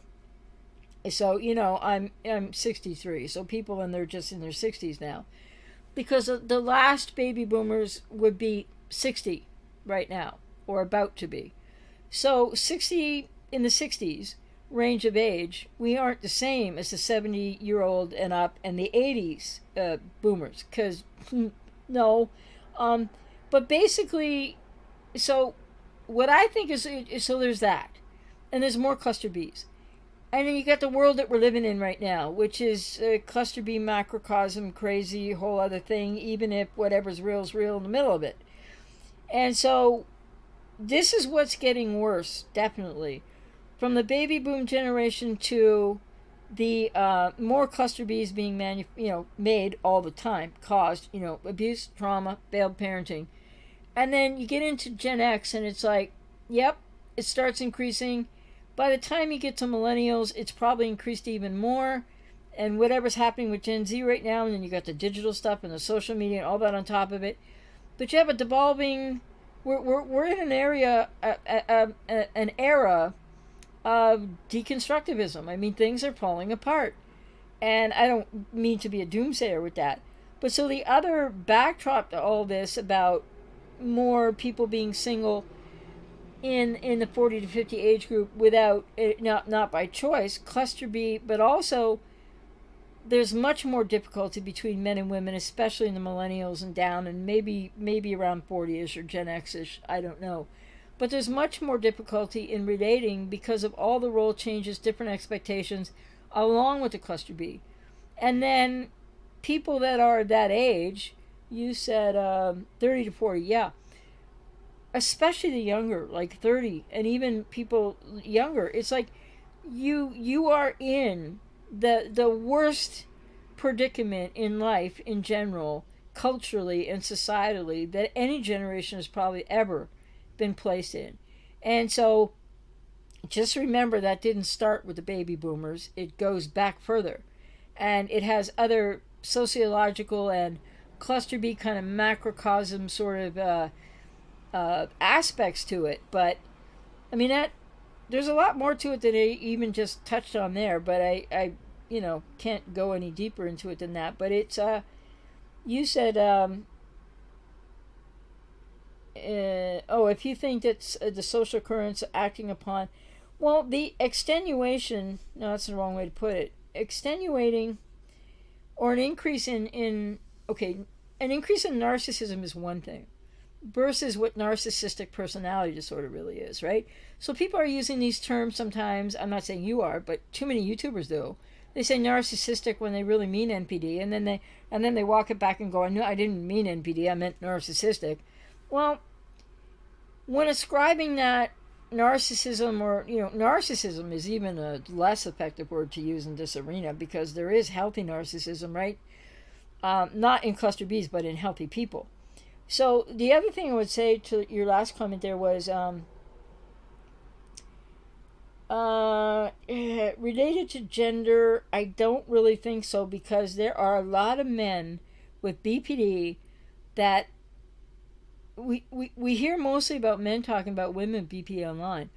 But it's like, for the borderline male, part of the dilemma for the borderline male is they're freaking invisible unless they're ruining some woman or gay man's life. Then they're very visible. But there's a lot more men with BPD than people think. So I don't think it's just a gender thing.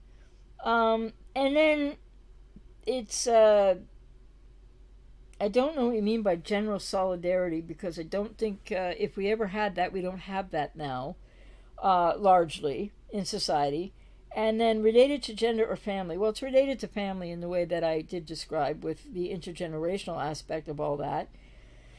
And yes, as far as you said about social currents, well, what it's doing is, I totally agree with him, in a more narcissistic culture.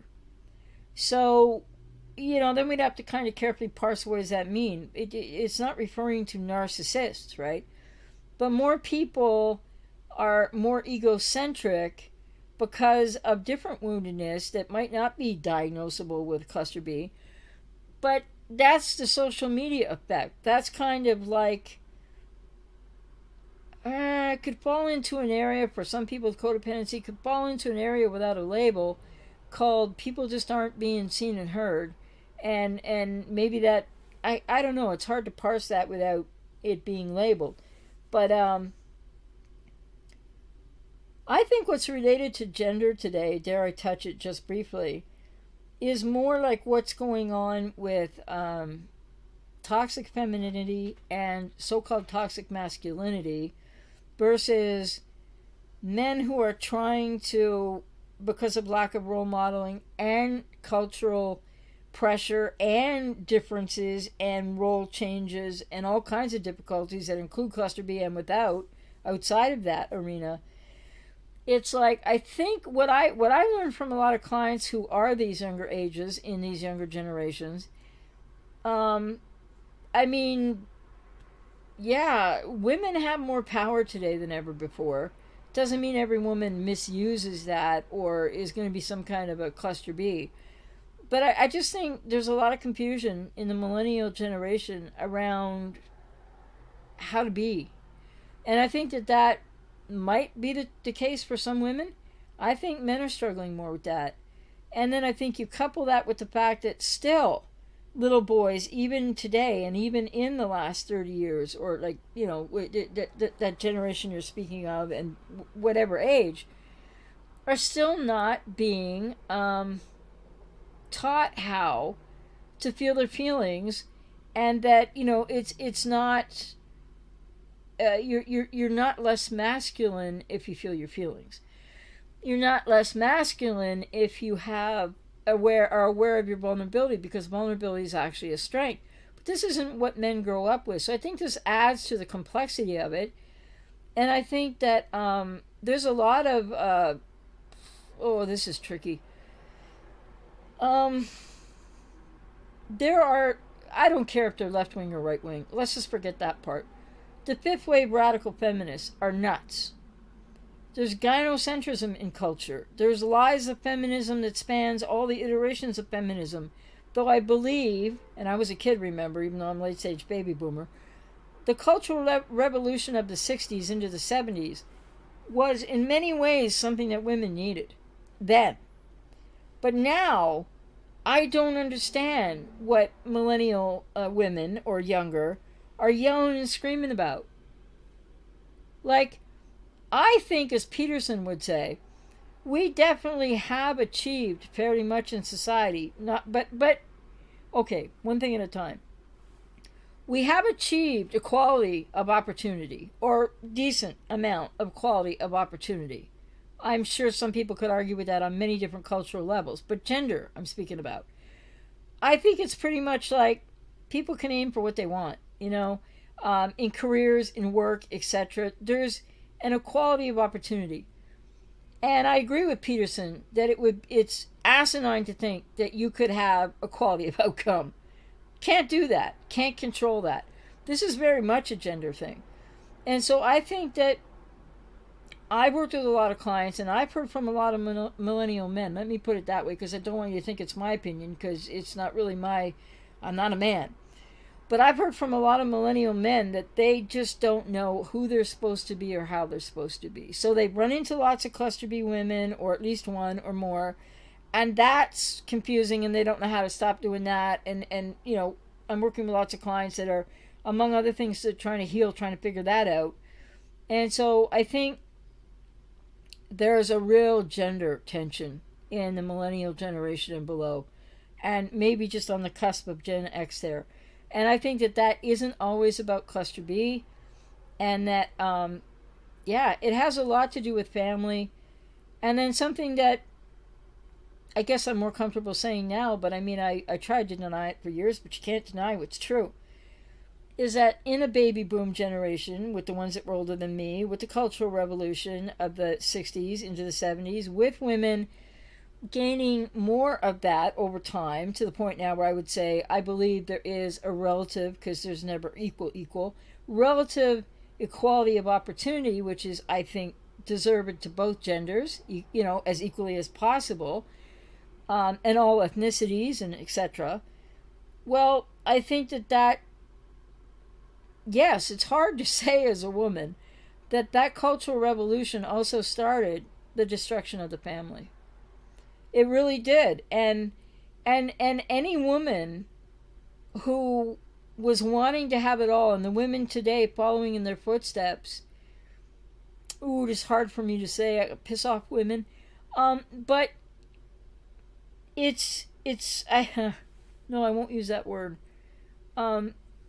I believe, and I never had children, so probably easy for me to say, that if I'd had a child, wherever I was in my career or career aspirations at that point, I would have, if I could have, I mean, if I had to keep working, I would have really made extra accommodations or something. But if I would have been in a position and had a child, this is also what if, because, I mean, not what if, but, past tense, I would have wanted to be there for that child, because I remember when my mother went to work and what age I was, not to mention she was nuts and everything. But, like, if you're going to have children, and I don't think it matters right now today if it's the woman or the man, but one parent better frickin' be there for the first 7 years of that kid's life, more often than not. And to me, people that want to have children need to make that commitment. And that's what got blown apart by the Cultural Revolution in the 60s, and that wave of feminism. And that wave of feminism was needed by women in one arena and started to destroy the family without a doubt. So anyway, that's about as much as I can give to that right now in the middle of this live stream. Probably was too much, but stuff I'm really fascinated to talk about, stuff I'm up on, because there's so much that each client I work with, there's so much going on in people's lives, even after, being with a borderline or a narcissist, or having, that ex plus a borderline or narcissistic parent, which is the case for a lot of people with codependency, and a lot of people I'm working with, and I work with people for other reasons besides the reasons I'm always talking about on the channel too. But, so yeah, there's a lot going on there, and I think it's a lot gender-based, and it goes both ways, and I think right now it's probably more difficult for men in their whatever the millennial and below generation. It probably is a lot more difficult for men. I think women are struggling with things, and I think one of the things that really women bear a lot of responsibility for, but healthier women, they can raise healthier children and have a healthy relationship, and everything works better with mom and dad and the kids. But women really, if they end up with a child that is not mentally well adjusted to society or being able to function, whether they end up with a major diagnosis or not, they really got to own that, because it's failed parenting. Because kids need, early human childhood development. We are the most needy, I think, animals on the planet, with what we need to mature and to grow and to be able to function. Maybe because I guess we're a little more complex than the average animal, but we're not, it doesn't make us more important than the rest of nature. But anyway, so yeah, in defense of, at the chance of pissing off a lot of women, a lot of women have failed their children by wanting to do it all and have it all. I don't believe that that's doable. Like something. Lots of kids get through that, and they're not going to be cluster Bs, but they could be codependents. And the other thing is, and some are probably just fine, but it's not responsible to have a child, and then and single mother. Oh, I'll get in trouble if I go any further. Just saying. But, it goes back to also, believe it or not, the advent of birth control, etc., all freeing up women to be, quote, as free as men, unquote, etc., but not really ever, because two people get together in any awful circumstance or just casual or half drunken circumstance, the woman's going to end up with the big dilemma there. Not necessarily. So, there's a lot. I better shut up before I get myself in a lot of trouble here. Joe, but I hope that was somewhat helpful, at least, in terms of what you were asking about. And I know that millennials are going through a lot of people wanting relationships and not finding healthy relationships. And now what's going on in the world, it's like, yeah, like, and dating online, I don't know. It's just never been a healthy thing. Joe, I saw a comment somewhere that ticked me off. A person dating a person with BPD saying something like, the relationship is lost when you lose faith, concerning a relationship with a person with BPD, as if that's the key. Huh. That's interesting. The relationship is lost when you lose faith. It doesn't make a whole lot of sense. It doesn't sound like the most logical argument. So who knew what they meant? Like, I'd have to know more of the context, and maybe that was all the context you saw, Hunter Cayley, what's the percentage of someone with BPD actually realizing they lost everything, hurt their loved ones badly, and seek professional help? Well, there's no way to actually know that accurately, or,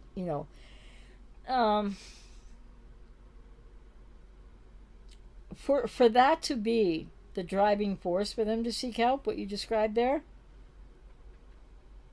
not a very high percentage. Not a very high percentage. It'd be a percentage, but I don't know what it is. But it wouldn't be like 50% or anything. And, it might be 20%. I don't know. I'm just guessing. But so many people, and what percent are they? I don't know. With untreated BPD, no, they might realize they lost everything, but it's still it's everybody's fault. And they may or may not get that they've hurt people in any consistent way, because again, without self, don't understand impact on other, doesn't excuse it. So I think in some people's cases it's a driver to get help, but and it doesn't usually say relationships, and what percentage, I have no idea, but it would be 15-20%. It wouldn't be a high percentage, if that's even a high guess. So unfortunately, with what they're not consciously aware of, with how much they still blame other people for whatever happened, it's not usually very often a driver for them to get help. And when it is or how often, I just really can't answer that with any accuracy, that's for sure. Let me just... Oh, okay. I saw a whole bunch of colors over there and didn't know what that was about, so I just took a look down there because I can't see over there clear. Anyway, glasses and all, not having them on. Where was I? That's the danger of scrolling down. You can never find the right place again. James, BPDX seemed to just want to focus on doing fun stuff. Traveling, going out, seems like it was their way of escaping reality and pain. Didn't like to work or do real life. It's exactly what it was, James. You're right on about that. Because people with BPD can always, up until a certain point, untreated, often be better on a vacation. Maybe not perfect, but like better on a vacation. Or, when traveling around, etc. Because they are escaping reality. Because when you're traveling, when you're on a vacation, it's never the same demands as real life. They might still struggle a little bit with the relating, But yeah, it is escapism more often than not. Not that they might not want to travel too, but you know what I mean? It has that effect. And, where was I? Um,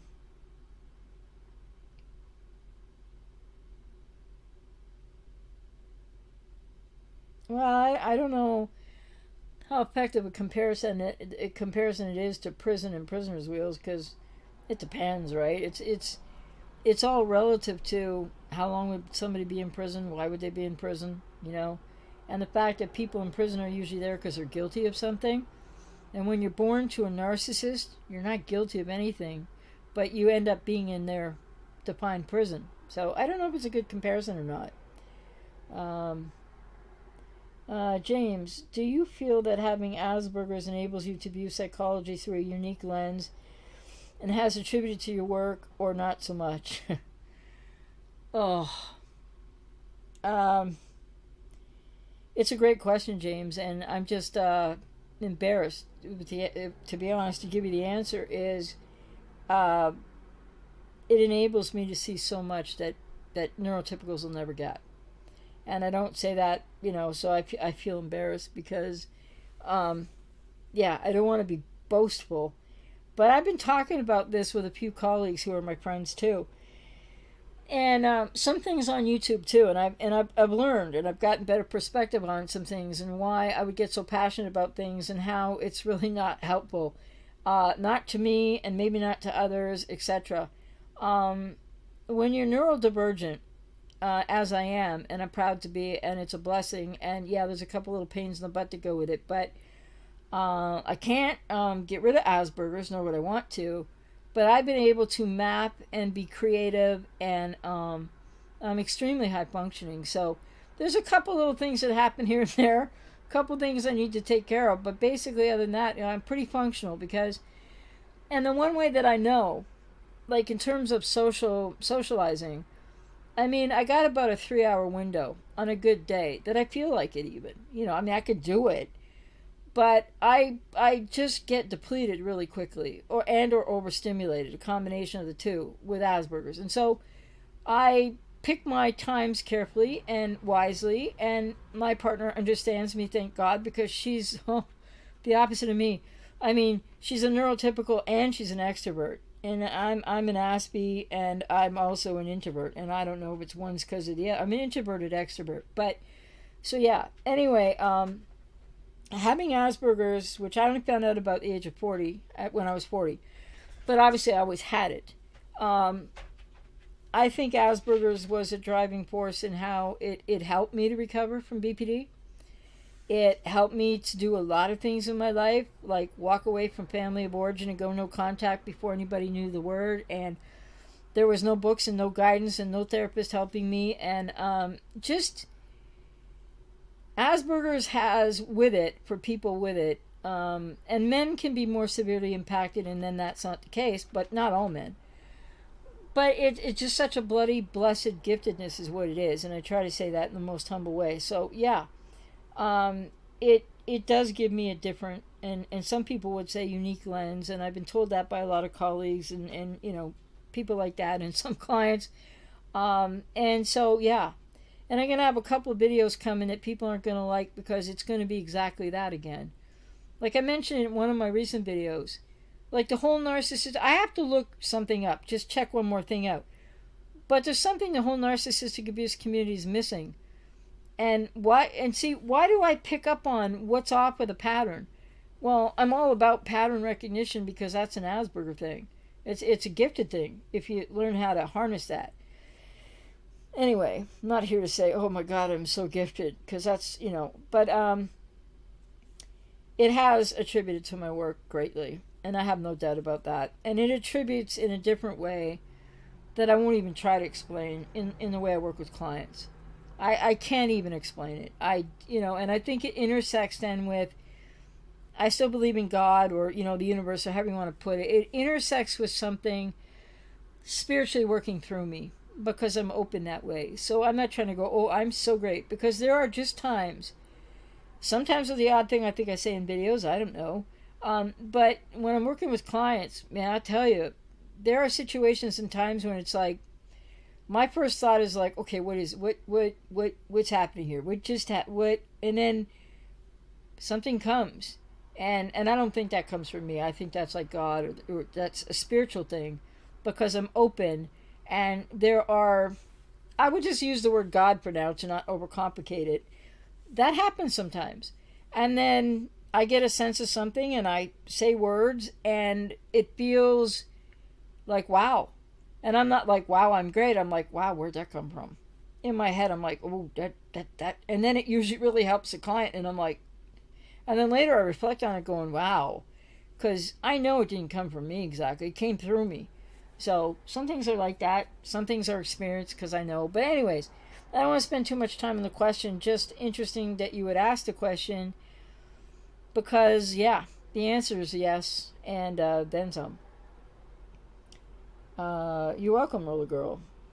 Wheels, I relate. I feel like an alien trying to learn how to communicate with Earthlings when I deal with averagely healthy human beings. Yeah, well, and it's well, I don't like the word normal, but it's common and it's average and it's to be expected, right? Because it's sort of like, not an accurate way to put it, but it's like a culture shock, isn't it? A mental health shock. Oh, people can relate to each other like this over here. I didn't know that. James BPD X quote all the things I want are so far away from me. I always have a condition to be able to be part of my life, unquote. What does that mean in BPD talk? Let me just read again.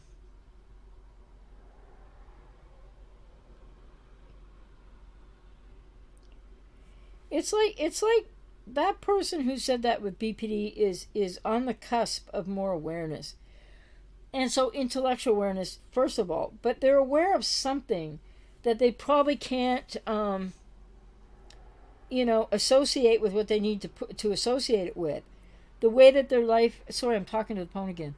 The way that their life isn't working out, and the way that what they want is so far away from them. So they're starting to get something about that, right? But they don't know why.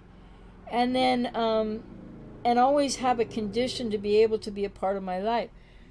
So it's like they're becoming aware that something doesn't work and there's some difficulty. And that's probably what that's BPD talk for, but it's not like they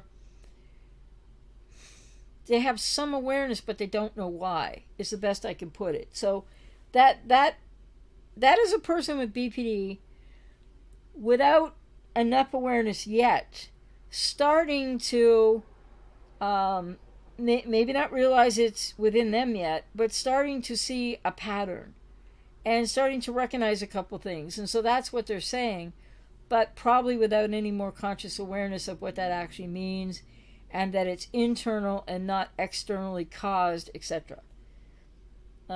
Sam, thank you so much for your thoughtful response. Oh, you're welcome, because I mean it's deeper and broader, and yeah, I just can't go that far here because it goes way off topic and into sociological factors and this, that, and the other. And then I have to be very careful when talking on those issues because I certainly don't want to offend any men. And then when see, because I'm pro men and women, right? And I'm pro lesbian, transsexual, gay guys, everybody, pro humans.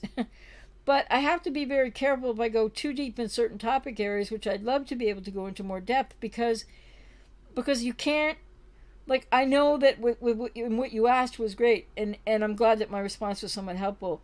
That the fact is, it's hard to speak to such a mixed audience that I don't know who's listening and whatnot and where people are at, to really kind of talk across all those issues at once, right? So, because whenever I do videos that are like, most of them are pro men anyway, but that are more pro men or for men, then it's like, I think the one I did, I can't remember the beginning of the title, but gynocentrism and the lies of feminism, which was about, for, to, and about men and what they're going through with women in the cluster B women and etc.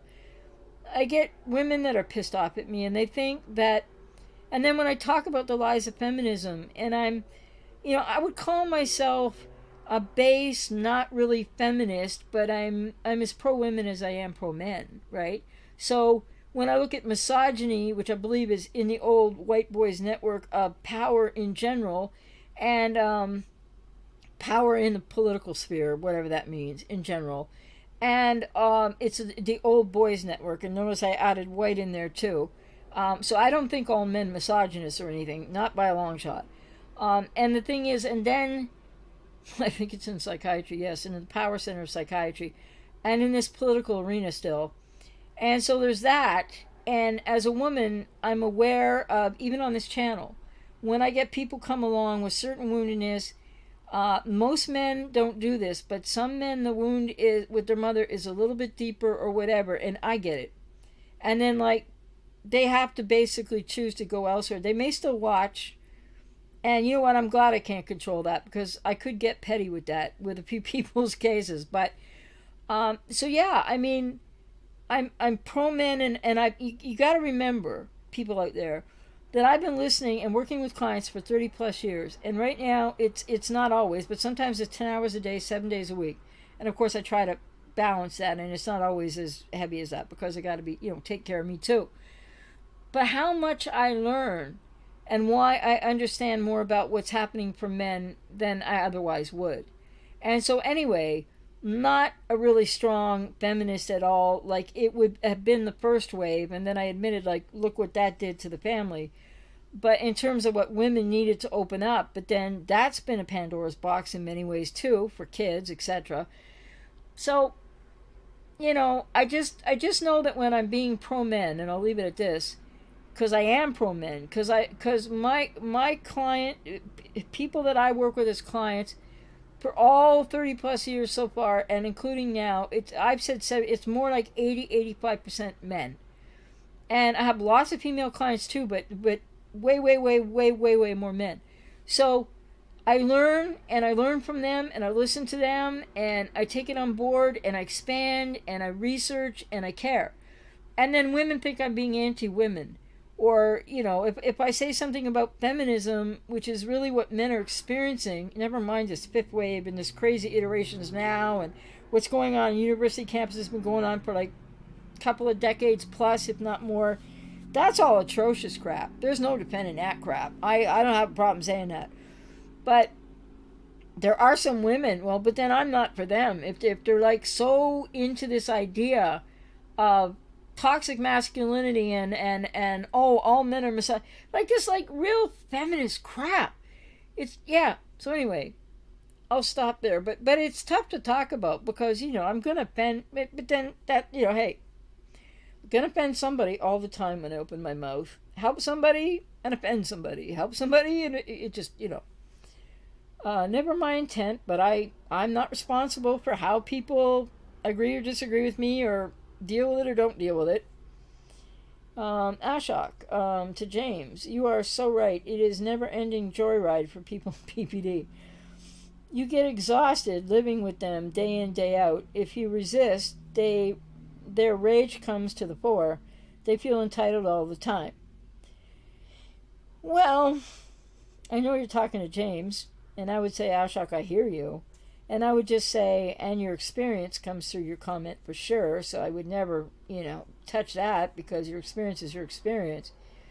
But I think, just remember, all people with BP aren't the same place. They're not all the same. They're not all as severely impacted. But yeah, you get exhausted living with them. Many of them rage. They don't all rage. They're not all the same. And then the one little pushback to your comment would be, you're saying they feel entitled all the time. You can't know that, because in fact that's not what drives most of their behavior at all, but it can look that way. So that's your experience, right? Exactly what it looked like, exactly what it felt like, not exactly what it's motivated by, though. For some, maybe, not all. So I just feel like I need to keep being a little bit delineating on that, but I don't want to annoy people with it. God knows I probably do. And James said back, yep, agreeing, and even if asked to let me know what time you want to go to the beach, I get kickback, quote, why do I have to make plans with you, unquote. Yeah, well, that's because, people with BPD, and they're not all the same, but many, especially untreated, they're so unaware of what they want, what they need, how they feel. I'm just giving you the explanation, not an excuse. That they will bite your head off for trying to accommodate them, because how dare you? Because they don't know what they want. They're not sure how they feel. And then they bark at you. Not right. James, to James B. That's when you have to check your girl and make her sure she's staying in her submissive state. Oh, that's some interesting language. If she's disrespectful after checking her, leave her in the dust, man. Good luck. That makes sense. And guy to guy, I'm not going to interfere with that. And the Jameses are talking again. Hunter Cayley, to Joe.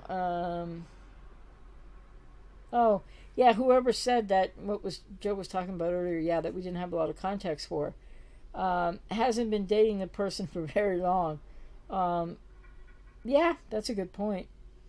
James B. Anybody who willingly stays with a borderline cannot complain and whine because they gain something from the interaction, whether they'll admit it or not. Well, yeah, or whether they're consciously aware of it or not. And that's absolutely true. And something I try to say, I try to be more tactful, but I guess with my last video, I can't say I always am, because I don't know how that'll come across. It just is what it is. But no, I'm trying to get that message out there all the time too, James. So I appreciate you sharing that like that, because you have the freedom to just put it out there like that. Because this is what I'm trying to say, people with codependency. That's actually kind of what I was talking to a bit with that last video I did, which was a response to a comment. Because the person was focused on the borderline and oh, it's simple, whatever I said, and I wasn't taking it personally. It was just silly. And do I get their drift? And like, how old are they anyway? 10? No, I'm sure they're older than 10. But the point is, yes, that's what I mean by, if you know, as soon as you know what BPD is, as soon as you're getting a handle on it, because people don't know in the beginning, and with codependency, regardless, then if you stay beyond that, yeah, you're now volunteering for what's happening to you. You're complicit. It's not just they're abusing you.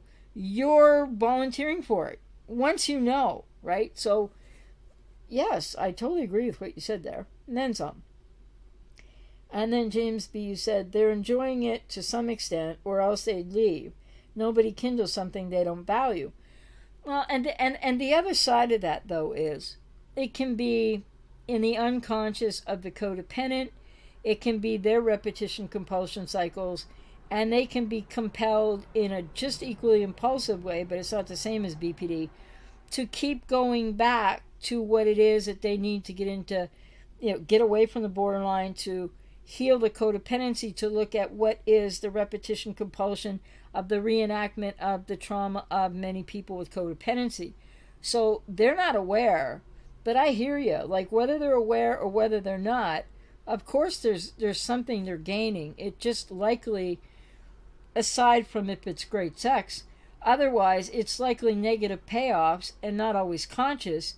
And yeah, and they're getting creamed by it. But oh yeah, it's not a one-way street in that sense, but in the sense of the trauma bond, it's certainly not healthy or mutual or reciprocal, whatever's going on there.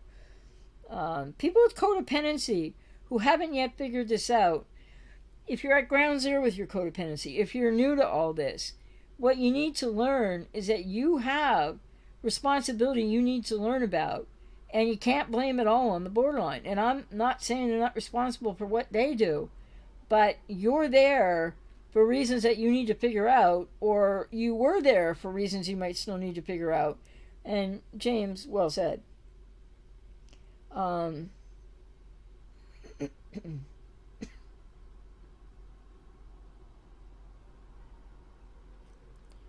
what you're describing there, Ashok, is, it's untreated people with BPD, repetition compulsions.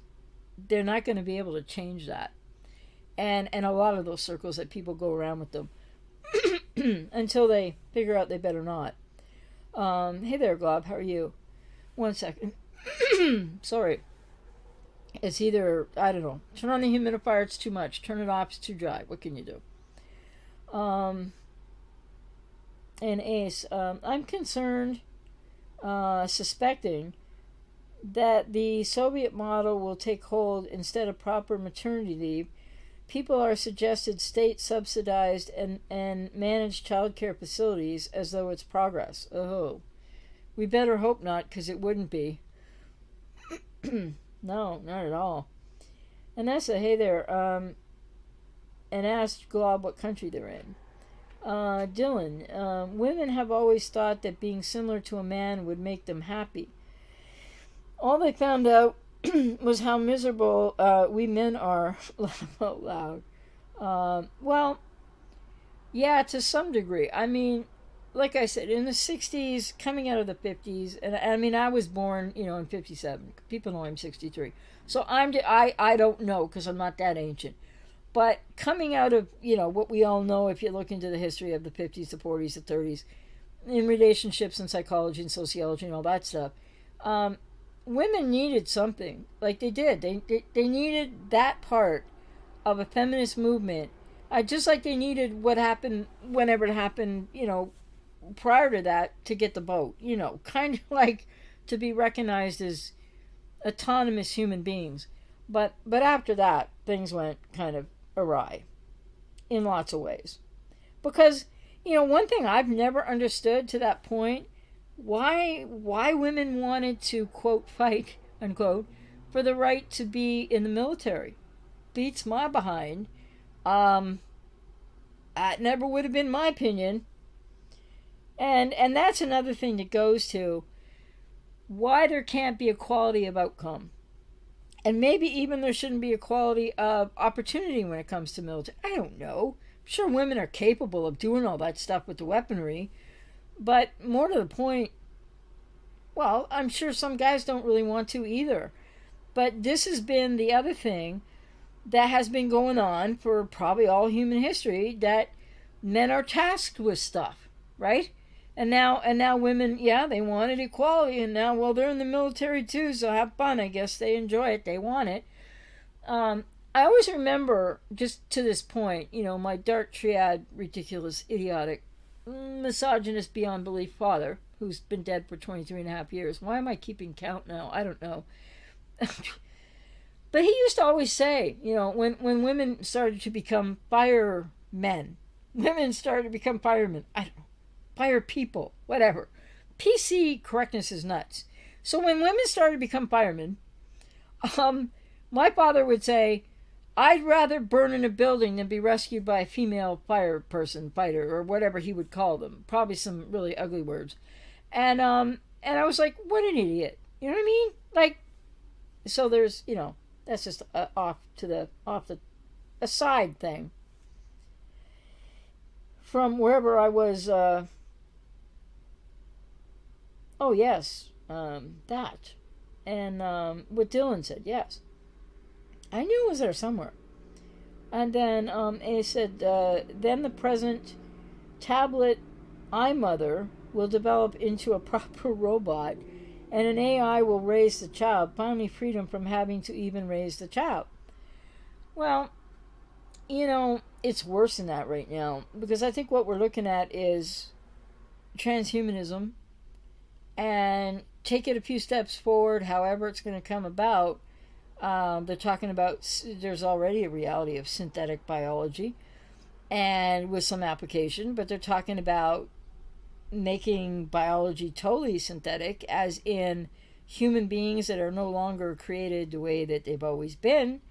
They wouldn't be human beings then, though.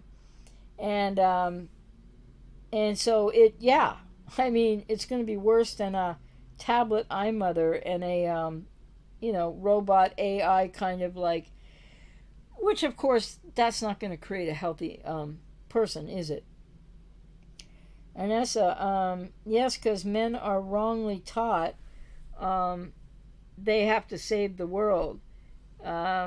No, we, and then there's your acronym, and I forget what it stands for again. But yeah, together. I mean, Well, we're all together in so many things, okay? So let's start with the obvious. Why is there so much fat phobia in the world? Because if you're fat or you're thin, you're still you.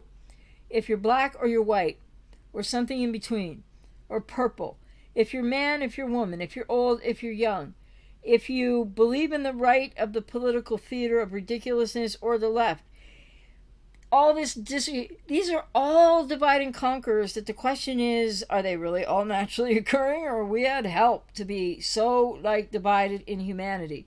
Because we need each other and we have more in common. And for people who might entertain the thought and the idea, as I do, that there is an elitist something up there, and it is a cluster B macrocosm world, and everything isn't, I'm not saying everything is occurring in a planned, agendaed fashion, but some things likely are. And not everything is random. Some things are. But they take advantage of those things. So, in thinking of all this, what was my point now? Yes, we really need each other, and we have more in common than we have differences. I mean, it's a little hard to bridge across to cluster Bs, okay. But in humanity in general, we have more in common than we have different, in spite of all the differences. But I believe it's not just natural, that it is, the fans are always, the flames of the fire is always fanned by people with agendas, whoever they might be, whatever they means, of there's been things that happen in history that caused racial divides, etc. For sure, absolutely. Not minimizing that at all. And there still are things and inequities. But what we need to do is not let that divide us the way it's dividing us across gender, ethnicity, I don't know, ageism, sizeism, lookism, thisism, thatism. Because if we're going to survive what's going on in this world now and what promises to come, never mind the, pandoodly whatever it is, and I'm not saying there isn't something there. How to get there is the question. And what is it exactly is still the question, in my mind. But yeah, we, the elite 1%, that however you look at it has more control over the world in one way or the other, whether you believe one thing or another or not. And the disappearance of the middle class. Let's just keep it in that sphere. And so more people being trying to hang on to low middle class, or being high lower class, all this strata of sociological speak I don't even like, because I don't mean to use these words willy-nilly, and I also don't want to have to play PC, because identity politics are the tool of the elites to divide and conquer. Because if there's an agenda to control, which I believe there is in some areas up in the higher cluster B macrocosm, then look at what we're doing. If we can't agree, I know, I could have a neighbor, I'm like, dude, you are so irresponsible, you are such a pain in the ass, we can't even get along. I'm just saying, we need to really work at this, because for the few that might have more control, whatever that might mean, there are way more of us than them. And whatever we might be facing going forward, or maybe not, or part and part, I don't know, we need to come together. And how are we going to do that with all these divide and conquers that have happened that, for really legitimate reasons, but then the flames have been fanned, It's kind of like, yes, I've been watching a little David Icke lately, but I'm not ascribed to everything he says. But the dude ain't wrong about everything. But I like the way he said this. Now, I'm going to be risque and say it here. What he said about Black Lives Matter, on the one hand, he's totally correct about it. But he said he supports that in the reality of human life and inequities, but not the organization of it. And why? And if you want to know more, you'll have to look him up, because I can't say anything here because YouTube doesn't like him at all. And I'm not like a follower of his. I listen and I hear things that make sense, and then I, look at things from other perspectives too. Wow, how did I get there? Anyway, transhumanism is afoot. Just think about that. You might want to research that. Um, Jennifer, is it possible someone could be BPD even if they had good parenting before age 2? Yes, it is. And that's more like the 13% used to be called the 25%, where all we know is child, for BPD, it's like sensitive temperament. So in the 87%, has to meet with invalidating environment, right? So it's abuse and trauma in childhood, really is what this is about. So in 13%, it's sensitive born temperament, which by itself doesn't mean anything until something else happens. Well, in the 13% or so, they have what psychology calls a good enough mother. They have reasonably healthy parents. They don't have cluster B parents. They're not getting abused or anything. But a sensitive temperament child will have a higher threshold of need, even as an infant. And a mother doing her level best, as she will do for, if she has 3 kids, all her 3 kids, can't understand. There's no way a mother could know she's dealing with this higher sensitive threshold. Maybe they can now, I don't know. Child, but like it's almost like with that high a sensitivity, a threshold of need in an infant, it's hard to satiate that. And then what happens is that child will start to perceive abandonment. And what could that look like in infancy? It could look like mom was just there. Mom just fed the child, burped the child, changed the diapers, bathed the child. Mom just did everything. And then mom had to go look at how was the 3-year-old doing and do something for a few minutes. And then the baby cries and mom is coming, and there isn't a whole lot of time between when baby starts crying and mom comes. For the average child, resilient temperament, no worries.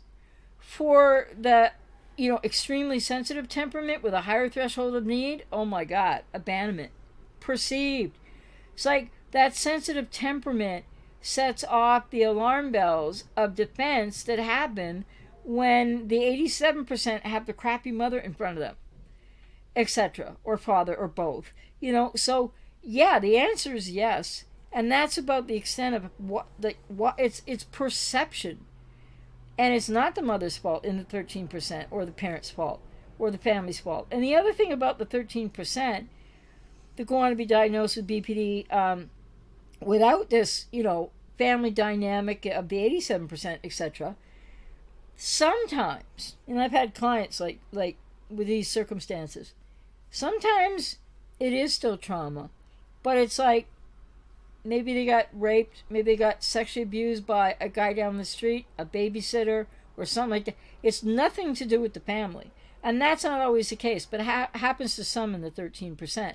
They can meet with some trauma at, between 0 to 2 that has nothing to do with the family of origin. Can be a babysitter, can sometimes be a more distant relative, or someone else who's around a child.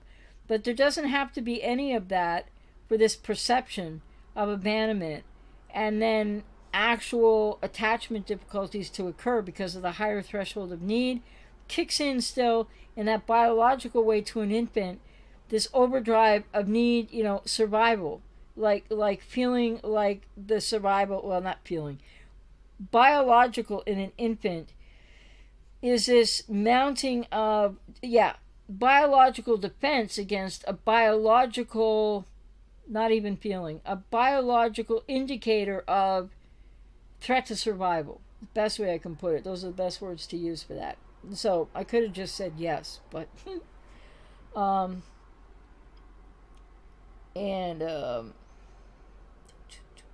good, lots of people talking to each other. Glob, I've made progress in a different direction. I received a diagnosis from a psychiatrist as ASD with paranoid avoidant traits. I want another opinion, but I was tested for autism when I was young. Excuse me, but my parents didn't want to go through with the testing. I always felt that I was on the spectrum. The paranoid avoidant traits are also not surprising. Well, and avoidant, yes, but paranoid, that doesn't necessarily go with being on the autism spectrum, but is there some, I don't know, maybe something else is considered in there. And so yeah, so knowing you're on the spectrum will help a lot, and learning more about that. And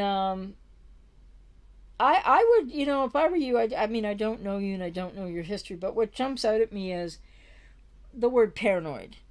How is that being assessed, and where does that fit? And it may or may not fit in the context of what people, who assessed you know more about than I do. But I would ask for a second opinion on that, depending on, what you know. Um, but yeah, I mean, a lot of people don't get diagnosed or get misdiagnosed that are on the autism spectrum, um, because psychiatrists don't know how to diagnose Jack anymore, I guess. I don't really know why. But yeah, I mean, I think going for another opinion is a good idea. And you might want to look for, you know who'd be great to go to for that is a neuropsychologist. Because a neuropsychologist, I'm always trying to get people to stay away from psychiatry. Not my bias, there's reasons for that. But if you could see a neuropsychologist, they're even better than psychiatrists when it comes to diagnosing autism spectrum disorders. And that could speak to, they could help you with the attachment assessment of that. And then that paranoid word sticks out because I don't know your history, right? May fit, but may bloody not fit.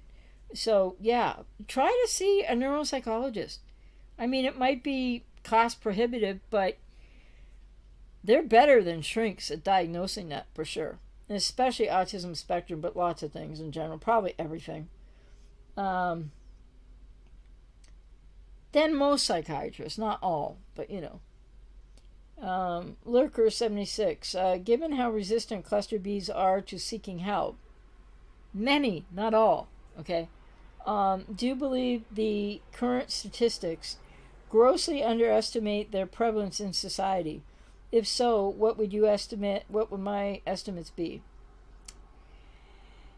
Well, yes, I mean, we've been listening to the same stats from the APA for decades.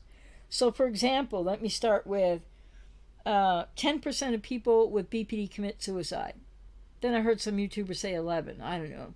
No, it's probably way higher than that now. It's probably like 20%. It's probably not 10%. So that's just one of the. It's like we've been hearing these stats for years and they don't change. So to your direct question, oh yeah, like I don't even know what the stats are in terms of how. Oh yeah, maybe 1 to 2% too. I've seen they said that in the population there might be 6% with borderline personality. No, those are like I can't be accurate. They can't be accurate because there's so many people walking around that never get accounted for because they're not in the system, whether it's NPD or BPD. So I would say I have no problem at all saying that it is grossly underestimated how many cluster Bs are in the population around the world. Absolutely. I agree 1,000% with that. And then, so then the estimate factor, it's like, I don't know, with BPD, NPD, and don't forget the ASPD, ASPD would still be probably not as high a percentage. But if they're saying 6%, and I've read that recently, and I don't think the study was new, and those studies don't matter anyway, my estimate would be it's probably like 25-30%. I really think it could be that bad. It's just an estimate. It's a guesstimate. It doesn't have any science behind it. It's just look at not necessarily even the number of YouTube channels. You consider NPD as well. But just look at everybody online and what their experience is. I mean, this cannot be. It has to be a much bigger swath of the population now. So, definitely. But I mean, nobody can really say for sure. But yeah, whatever their old stats are and this stuff is just. They didn't even have accurate. You can't be accurate in these stats ever. Let me just say that. So they didn't have accurate stats to start with, and they've never updated them. And they wouldn't be accurate either, but they would certainly be, like I guess BPD moved in some studies over the course of the last 20 years from 2% to 6%, but give me a break, that's ridiculous. It's way higher.